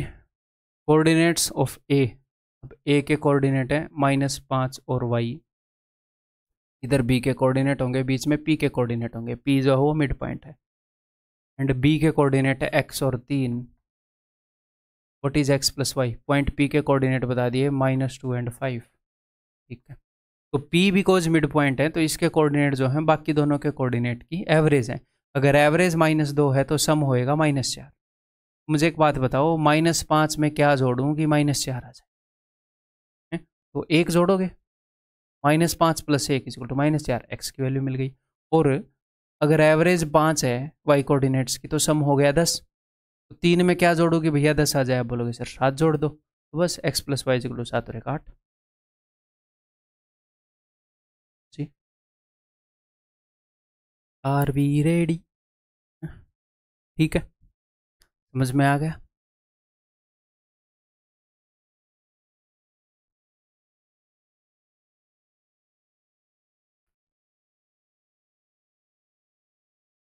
A -7 3 and B 5 - 9 are 2 points. 3 points C, D and E divides line AB in 4 equal parts. बता देता हूँ मैं मामला क्या हो रहा है। The मामला इज, एक लाइन है AB और 3 पॉइंट है CDE, तो AB को 4 इक्वल पार्ट्स में बांटते हैं। तो पहले तो 2 इक्वल पार्ट में बांट दो, फिर ऐसे बांट लो। ये है C, ये है D और ये है AC = CD = DE = EB। Find the coordinates of point C, D and E। मैं देखता हूँ कि आप लंबे मेथड से करेंगे या कैसे करेंगे। करने का पॉइंट C के कोऑर्डिनेट ऐसे भी निकाल सकते हो कि एक ऐसे पॉइंट के कोऑर्डिनेट निकालो तो लाइन को, बिकॉज सबकी वैल्यू सेम है, तो लाइन को 1:3 रेशियो में बांट रहा हो तो पॉइंट C के कोऑर्डिनेट आ जाएंगे। बट उससे भी एक आसान तरीका है, फिर पॉइंट्स डी के निकाल सकते हो, मिड पॉइंट के कोऑर्डिनेट। देखो सबसे पहले हमें फ़ायदा होएगा पॉइंट डी के कोऑर्डिनेट निकालने में। क्यों? क्योंकि डी जो है वो मिड पॉइंट है, इधर भी 2 यूनिट है, इधर भी 2 यूनिट, तो मिड पॉइंट निकालना बहुत आसान है। -7 और 5 का सम क्या है? -2/2 -1, 3 और 9 -6/2 -3। डी के कोऑर्डिनेट आ गए। अब सी जो है वो ए डी का मिड पॉइंट है, फिर से मिड पॉइंट थ्योरम लगा देते हैं। -7 और -1 -8/2 -4, ये 0 हो जाएगा। 3 और -3 0/2 0। ई जो है वो इसका मिड पॉइंट है, डी बी का। सेम 5 और -1 4/2 2, -9 और -3 -12/2 -6। सिंपल, ठीक। वैसे सिर्फ डी के कोऑर्डिनेट निकालने के बाद ही हमें चेक करना चाहिए था वहां पर कि -1 और -3, तो ये 2 कट जाते हैं अपने। फिर सिर्फ इसके निकाल के चेक करते, वो पास हो जाते। फिर एंड में 2 और माइनस से तीनों ही निकालने पड़ते हैं ना, जिस हिसाब से ऑप्शन दिए हैं। आगे बढ़ जाऊं।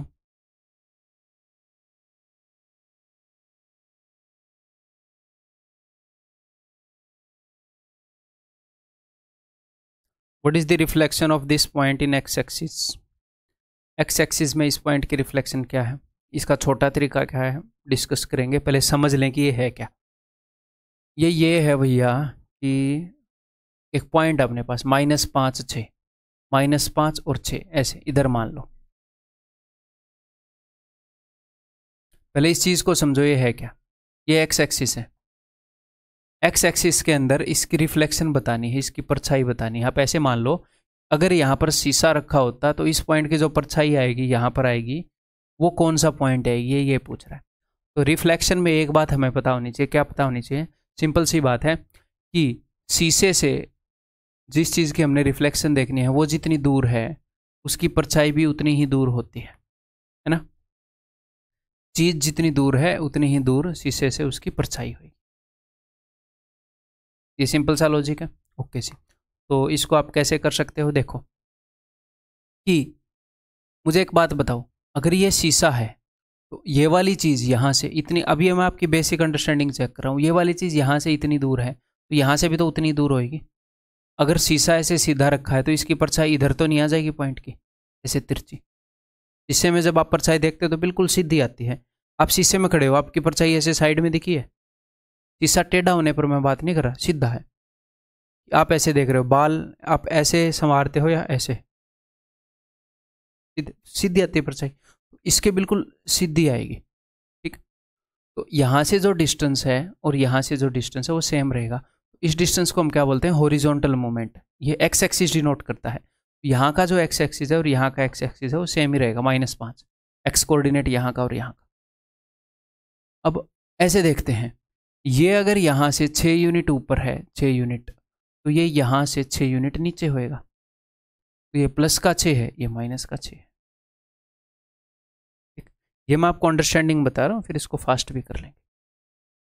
ठीक, अब हम इसको फास्ट कैसे करेंगे? देखो ये चीज़ समझ गए। अब हम इसको फास्ट करने की कोशिश करते हैं। मान लो ये वाला पॉइंट है ए और ये वाला पॉइंट है, इसकी जो परछाई है that is equal to A dash, और ये वो वाला पॉइंट है जो शीशे पर है। अगर मैं ए को और ए डैश को मिलाऊं तो ये एक सीधी लाइन बनेगी, ऐसे बिल्कुल सीधी, जो कि शीशे के परपेंडिकुलर होगी। ओके जी, और ये जो पॉइंट है ना जो शीशे के ऊपर है, ये पी, ये मिड पॉइंट होएगा। बिकॉज यहाँ से जिस चीज़ की परछाई देख रहे हैं वो जितनी दूर है उतनी ही दूर शीशे से उसकी परछाई होती है, ये बराबर होंगी। तो मैं मिड पॉइंट का यूज़ करूँगा, मिड पॉइंट की नॉलेज। ठीक, अब कैसे यूज़ करूँगा? अब देखो ध्यान से, जब भी परछाई वाला क्वेश्चन आए आपको ऐसे देखना है। ये बोल रहा है what is the reflection of this point, इस पॉइंट को बना लो -5, कहीं पर भी बना लो, फर्क नहीं पड़ता। एग्जैक्ट इसी कोऑर्डिनेट में एक्सिस बनाना कुछ भी जरूरत नहीं। इसकी रिफ्लेक्शन कौन से पॉइंट में देखनी है? इसकी रिफ्लेक्शन हमें इस पॉइंट में देखनी है। एक्चुअल में तो एक्स एक्सिस के इस पॉइंट में इसकी रिफ्लेक्शन देखते हैं, इसकी रिफ्लेक्शन यहाँ पर आती, इस पॉइंट में देखते तो इसकी यहाँ पर आती है। एक्चुअल में हम रिफ्लेक्शन एक पॉइंट में देखते हैं, एक्स एक्सिस में, लेकिन ये यहाँ पर खड़ा है तो यहाँ से सीधी देख रहे हैं आप। जहाँ पर आप रिफ्लेक्शन देख रहे हो, कहाँ पर रिफ्लेक्शन देख रहे हो? एक्स एक्सिस पर सर। एक्स एक्सिस के ऊपर कोई भी पॉइंट है, कोई भी पॉइंट एक्स एक्सिस के ऊपर है, उसका क्या वो होएगा जनरलाइज्ड रूप? तो सर एक्स एक्सिस के ऊपर एक तो एक्स कोऑर्डिनेट होएगा, मुझे पता नहीं वो कहाँ पर होएगा। जी सर। और वाई की वैल्यू 0 होएगी, मैं श्योर हूँ। अब मेरी बात को ध्यान से समझते रहिएगा।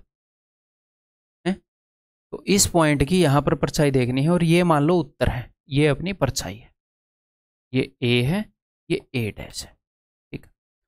अब नंबर 1, अगर आप एक्स एक्सिस के अंदर परछाई देख रहे हो तो इस पॉइंट का एक्स कोऑर्डिनेट, इस पॉइंट का एक्स कोऑर्डिनेट, इस पॉइंट का एक्स कोऑर्डिनेट सेम है, -5 -5 -5, ठीक है। इसको तो बाय डिफॉल्ट -5 कर दो, जो आपका अननोन निकला है ना एक्स, उसको -5 कर दो। अब ये मिड पॉइंट है, ये तो मिड पॉइंट है, यहाँ का और यहाँ का सम क्या आना चाहिए? अगर एवरेज 0 है तो सम आना चाहिए 2 × 0 0। तो ये 6 है, 6 में क्या जोड़ोगी? 0 है, -6, तो -5 और माइनस, जो हमने निकाला भाई। और भी मैं क्वेश्चन करवाऊंगा ऐसे, तो टेंशन मत लो, अगर समझ में नहीं आया तो आ जाएगा, अगले क्वेश्चन में आ जाएगा, ठीक। मैंने सिंपली क्या किया, उसने बोला कि मैं एक्स एक्सिस में परछाई देखना चाह रहा हूँ इस पॉइंट की, तो मैंने बोला ठीक है, ये वाला पॉइंट और एक्स एक्सिस के ऊपर मैंने पॉइंट बना लिया जिसमें वो परछाई देख रहा है, मैंने उसको ले लिया x0, ठीक है। फिर उसकी परछाई के ये पूछे हैं कोऑर्डिनेट, तो फिर अब मुझे पता है भैया इसके जस्ट नीचे वही वाला, यहाँ पर जो एक्स एक्सिस होगा, जिस पॉइंट के ऊपर हम परछाई देख रहे हैं उसका एक्स एक्सिस भी यही होएगा।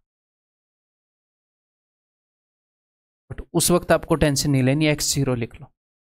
फिर ये -5 जो अननोन पॉइंट है, फिर x अननोन है ना, -5 -5 -5, ये 0 है, ये 6 है तो -6 ही आएगा, 3 है तो -3 ही आएगा, ठीक। अब आगे बढ़ते रहे हम। What is the reflection of the point in the Y axis? इस पॉइंट की रिफ्लेक्शन वाई एक्सिस में, वाई एक्सिस के ऊपर अगर कोई भी पॉइंट होएगा तो वो 0 y ऐसे होएगा।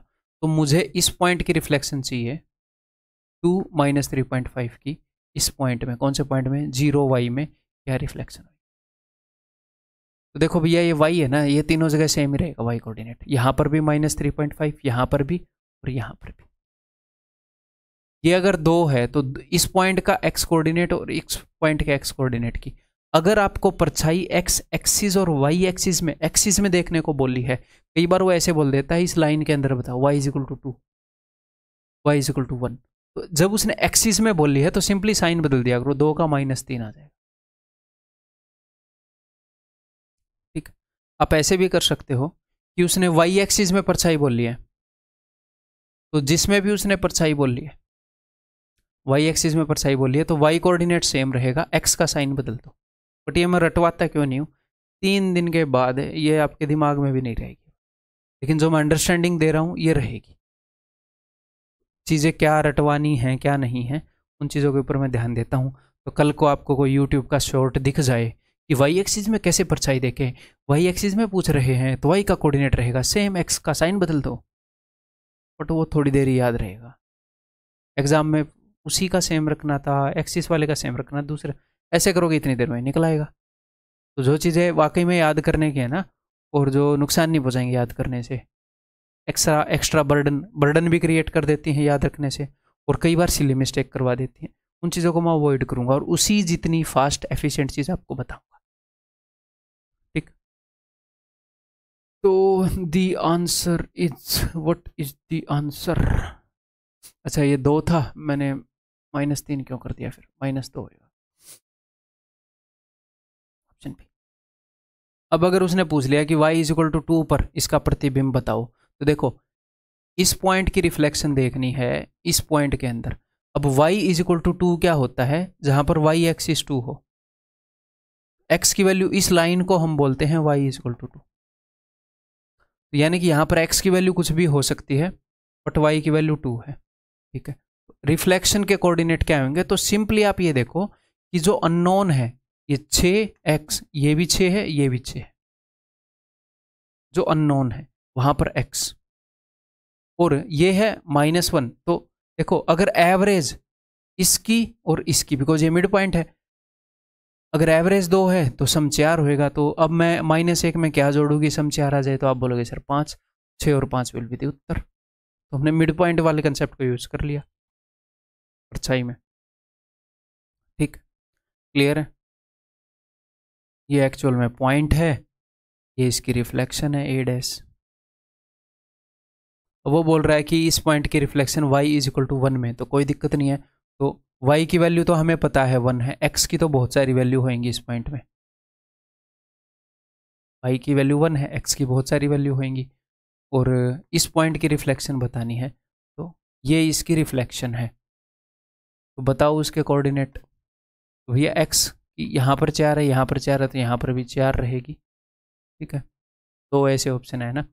और सम जो हो जाएगा 2, अगर एवरेज इन दोनों पॉइंट की, इसकी और इसकी 1 है तो सम 2। तो -3 में क्या जोड़ दूँ कि 2 आ जाए, तो आप बोलोगे सर 5, 4 5 इसकी उत्तर, ऑप्शन बी। ठीक है,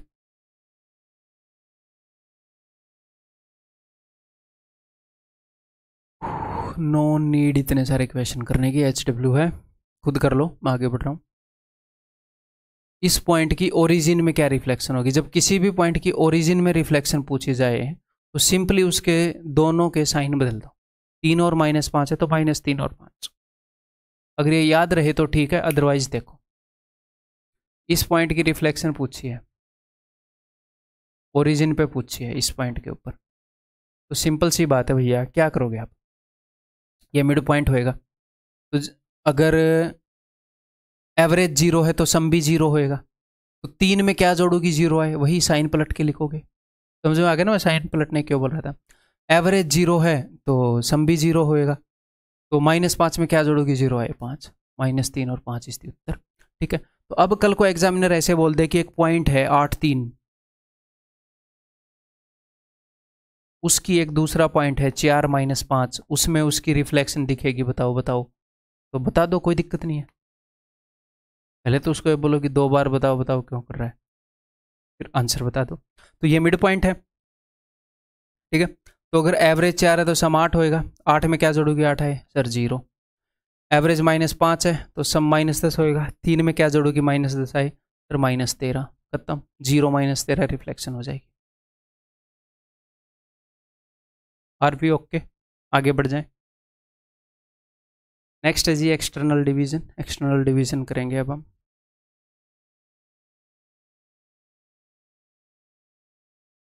अब एक्सटर्नल डिवीजन का मतलब क्या है वो मैं आपको बताता हूँ। देखो पहले इंटरनल डिवीजन देखो, उससे कंपेयर करेंगे। अगर एक पॉइंट P एक लाइन AB को 2:3 में डिवाइड कर रहा है, तो इसका मतलब है P उस लाइन के ऊपर है और AP की वैल्यू 2 है और PB की वैल्यू 3 है। अब यही पॉइंट डिवाइडिंग इंटरनली अंतः विभाजन कर रहा है इन 2:3 रेशियो। अब यही डिवाइडिंग एक्सटर्नली इन 2:3 का क्या मतलब है? इसका ये मतलब है कि मान लो ये लाइन है AB, तो पहले जो पॉइंट P था वो इसके अंदर था, अब की बार पॉइंट P बाहर है। अब की बार पॉइंट P बाहर है, और अगर वो AB को डिवाइड कर रहा है एक्सटर्नली 2:3 में, AB को मैंने बोला A, तो देखो A से P की दूरी, यहाँ पर एक मज़ेदार चीज़ आपको सीखने को मिलेगी। जब पॉइंट P डिवाइड कर रहा है तो एक्चुअल में हम किस चीज़ का रेशो ले रहे हैं कि पॉइंट A से P की क्या दूरी है और पॉइंट B से P की क्या दूरी है, उसी का रेशो ले रहे हैं। पॉइंट P डिवाइड कर रहा है, मैं AP रेशियो BP, जो पॉइंट डिवाइड कर रहा है लाइन को, उस पॉइंट की मैं डिस्टेंस ले रहा हूँ, एक बार A से, जो लाइन के दोनों एंड पॉइंट है उनसे, और एक बार B से। अब की बार पॉइंट P जो कि लाइन के बाहर है, सर ये कैसे डिवाइड कर सकता है? तो सिंपल सा रूल है, उस पॉइंट का डिस्टेंस ले लो इस A से। देखो रूल मेरे भी है, समझ, सच में बताऊँ मेरे को भी अच्छा नहीं लगता। मतलब एक्सटर्नली डिवाइड कर रहा है, क्या एक्सटर्नली डिवाइड कर रहा है? इसके सारे क्वेश्चन इंटरनल डिवीजन से हो सकते थे और इसकी ज़रूरत नहीं थी वैसे, पता नहीं क्यों क्रिएट किया और क्वेश्चन लॉजिकल काम कर रहे हैं। बट ठीक है, अब समझ लो, आ जाओ। भावनाओं में नहीं बना, सिलेबस में देखा जाओ। तो ए से पी की दूरी को हम बोलेंगे 2 और बी से पी की दूरी को हम बोलेंगे 3। क्या ये पॉसिबल है? ए पी 2 है, ये 3 है, इसका मतलब पॉइंट पी उधर नहीं है, इधर है।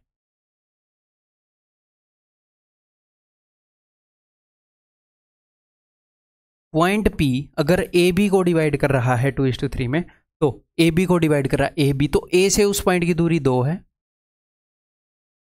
ठीक है, और बी से उस पॉइंट की दूरी 3 है। ए बी की लंबाई ये पूरा 3 यूनिट है, ये 2 यूनिट है, ये 1 यूनिट है। अब आप ऐसे भी बोल सकते हो कि पॉइंट ए पी बी को 2:1 रेशियो में डिवाइड कर रहा है, पी बी को पॉइंट ए 2:1 रेशियो में डिवाइड कर रहा है। या फिर आप ऐसे बोल सकते हो कि पॉइंट पी जो है वो लाइन सेगमेंट ए बी को, क्योंकि इससे बाहर है, एक्सटर्नल है, वो 2:3 रेशियो में डिवाइड कर रहा है। ए बी को डिवाइड कर रहा है, यानी कि ए से लेकर पी तक की दूरी 2 है, और बी से लेकर, पहले ए का नाम लिया ना मैंने, बोला ए बी को डिवाइड कर रहा है, पहले ए से पॉइंट पी की दूरी देखूंगा, फिर बी से। अगर मैं बोलूंगा पॉइंट पी बी ए को डिवाइड कर रहा है एक्सटर्नली, तो मैं रेशियो क्या लिखूंगा? मैं बी से पी की दूरी लिखूंगा 3, फिर मैं ए से पी की दूरी लिखूंगा। ये बी ए को 3:2 रेशियो में एक्सटर्नली डिवाइड कर रहा है। समझ गए कि नहीं? एक आधी स्लाइड पर और लिख दूंगा, टेंशन मत लो, जो समझ गया वो स्किप कर देगा आगे या तेज कर लेगा। ये बात, एक्सटर्नल डिवीजन क्या है वो मैं बता रहा हूँ, इसका फॉर्मूला वगैरह बता दूंगा, वो टेंशन मत लो, ठीक है, डन।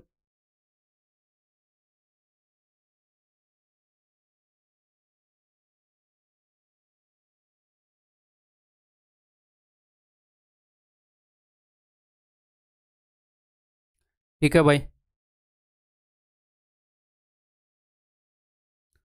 तो अब हम इसका फॉर्मूला करते हैं। क्या इसका फॉर्मूला है, क्या मामला है? तो पहले मैं इंटरनल डिवीजन का फॉर्मूला लिखूंगा यहाँ पर, है ये इंटरनल डिवीजन है, इधर कर लेते हैं। इंटरनल डिवीजन के अंदर अगर लाइन सेगमेंट ए बी को एक पॉइंट पी जो है वो m:n रेशियो में बांट रहा था, तो ए के कोऑर्डिनेट थे x1 y1 और बी के कोऑर्डिनेट थे x2 y2।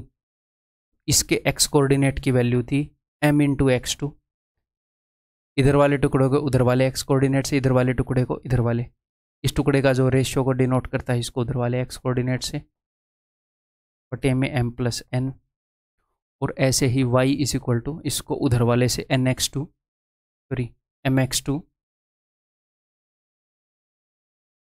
Plus ny1, sorry y निकाल रहा हूँ ना मैंने, x क्यों लिख दिया, ny1 my2 ny1 बटे में m+n। ठीक है भाई, क्लियर है? अब मैं एक्सटर्नल का फॉर्मूला बताऊँ। एक्सटर्नल के फॉर्मूले में कुछ नहीं है, बस इस प्लस की जगह माइनस आ जाएगा, ऊपर भी और नीचे भी, ऊपर भी और नीचे भी। एक्सटर्नल डिवीजन, एक बार पानी पी लूँ।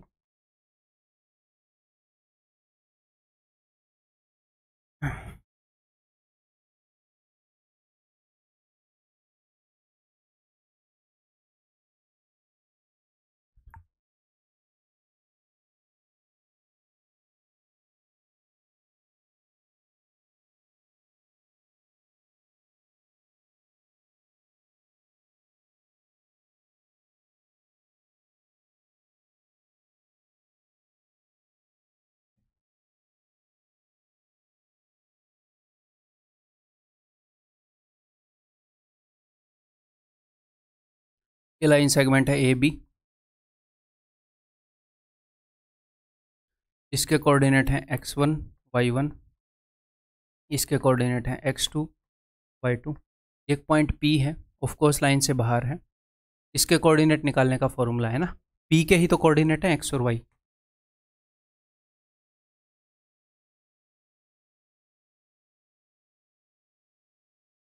ये जो पॉइंट इस रेशियो में डिवाइड कर रहा है उसी के तो कोऑर्डिनेट निकालने की बात हो रही है ना।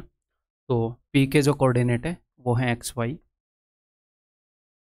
तो अब अगर ये m:n रेशियो में डिवाइड कर रहा है, तो आपको पता है लाइन ए बी को डिवाइड कर रहा है, तो ए से लेकर P तक that is equal to m, और B से लेकर P तक दैट इज इक्वल टू। अब आप ये कैसे लगाओगे? यहाँ पर तो आप ऐसे क्रॉस बना लेते थे, mx2 nx1, वहाँ पर कैसे लगाओगे? देखो ये m जो है ये पॉइंट A से P की दूरी है ना, तो जब पॉइंट A से जो दूरी है उसको जो रिप्रेजेंट करता है उसको मैं मल्टीप्लाई करता था B वाले एक्स कोऑर्डिनेट से, और पॉइंट B से जो दूरी है उसको जो रिप्रेजेंट करता है उसको मैं मल्टीप्लाई करता था A वाले एक्स कोऑर्डिनेट से। तो पॉइंट A से जो दूरी है P की उसको क्या रिप्रेजेंट कर रहा है? M। इसकी मैं मल्टीप्लाई किससे करूंगा? पॉइंट B के एक्स कोऑर्डिनेट से।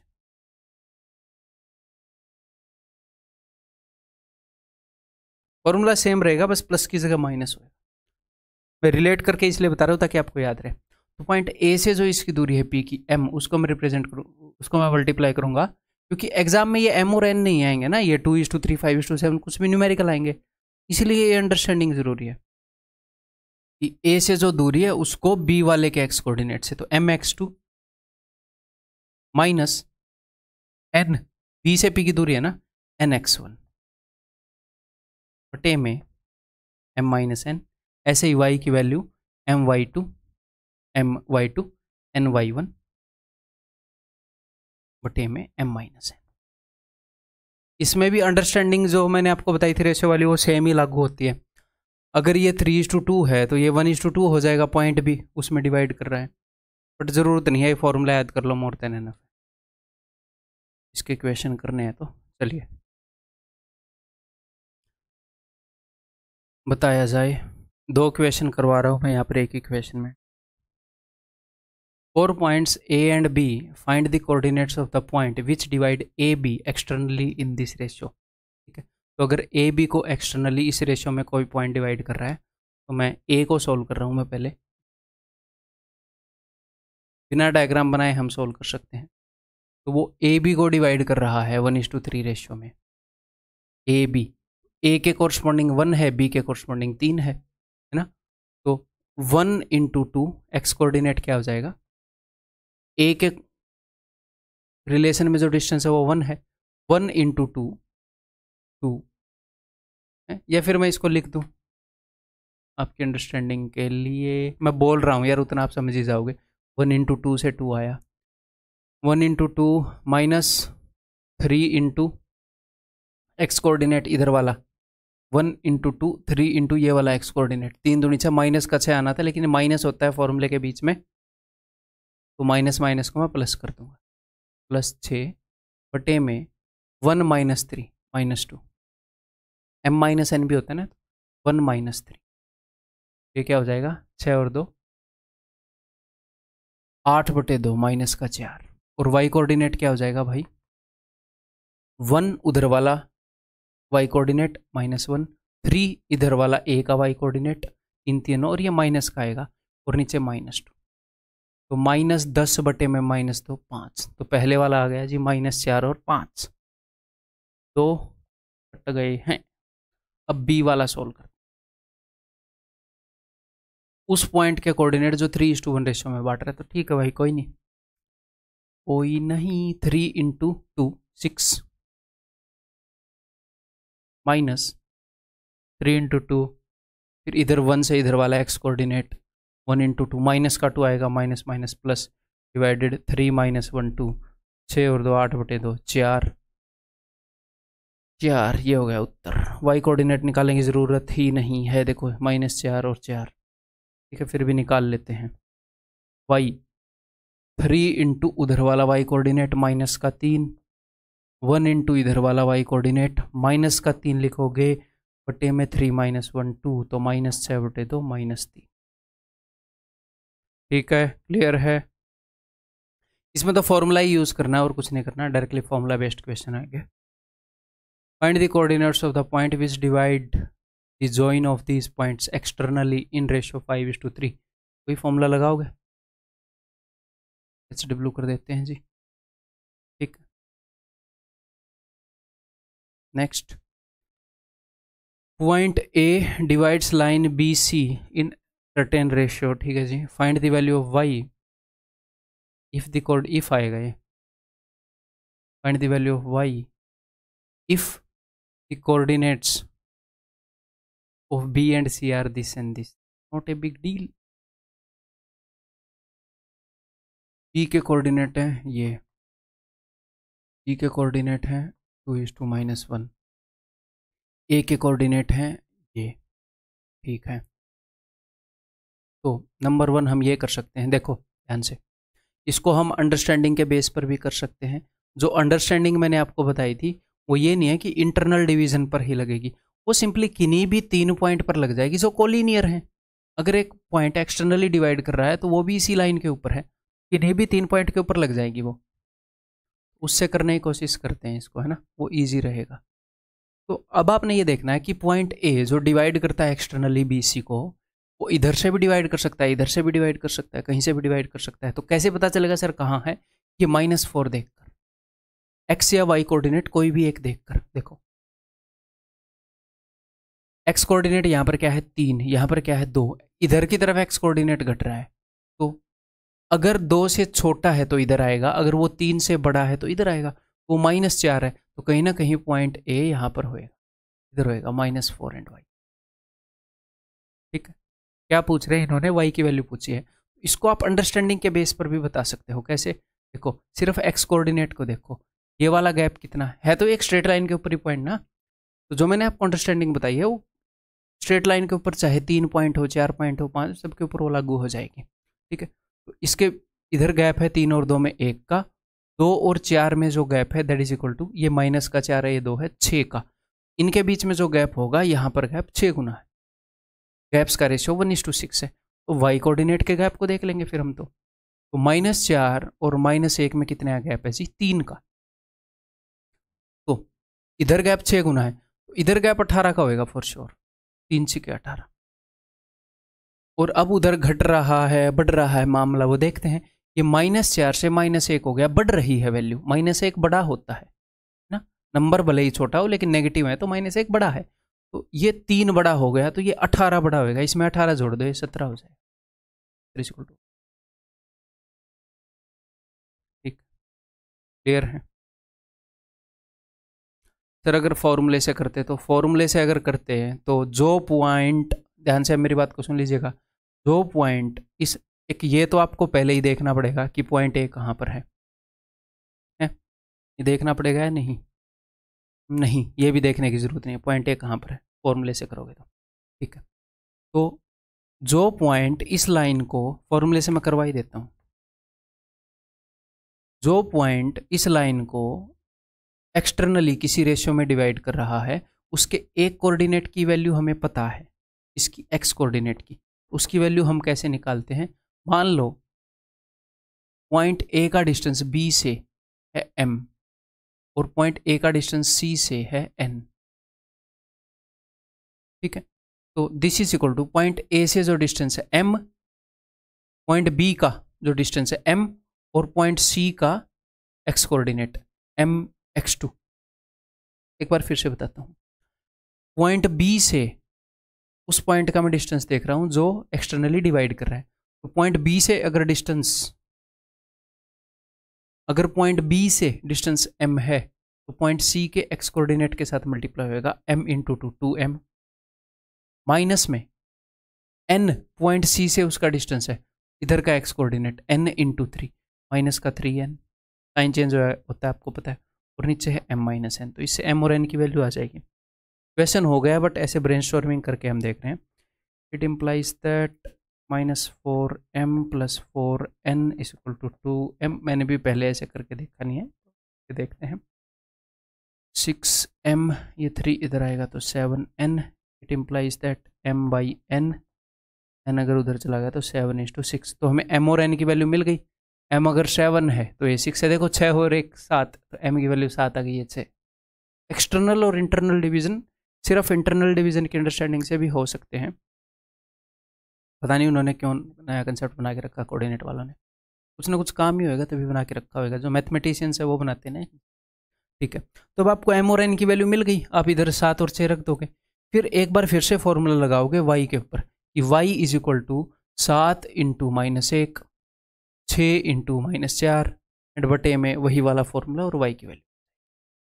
ठीक है, क्लियर है भाई? इस वीडियो के अंदर दैट्स ऑल। 1.5 घंटे के अंदर हमने काफ़ी कंसेप्ट्स कर लिए हैं कोऑर्डिनेट ज्योमेट्री के। अगली वीडियो के अंदर मिलता हूँ, और इसका जो फीडबैक है जो अपना टेलीग्राम ग्रुप है उसके अंदर देना मत भूल। मतलब इतने कम लोग वहाँ पर फीडबैक देते हैं कई बार, गुस्सा आता है। गुस्से के शिकार हो, मैं पिटूंगा ग्रुप में आके। ठीक है, तो ज़रूर बताना आप वहाँ पर क्लास कैसी लगी। ठीक। ओके जी, अगली क्लास में मिलते हैं।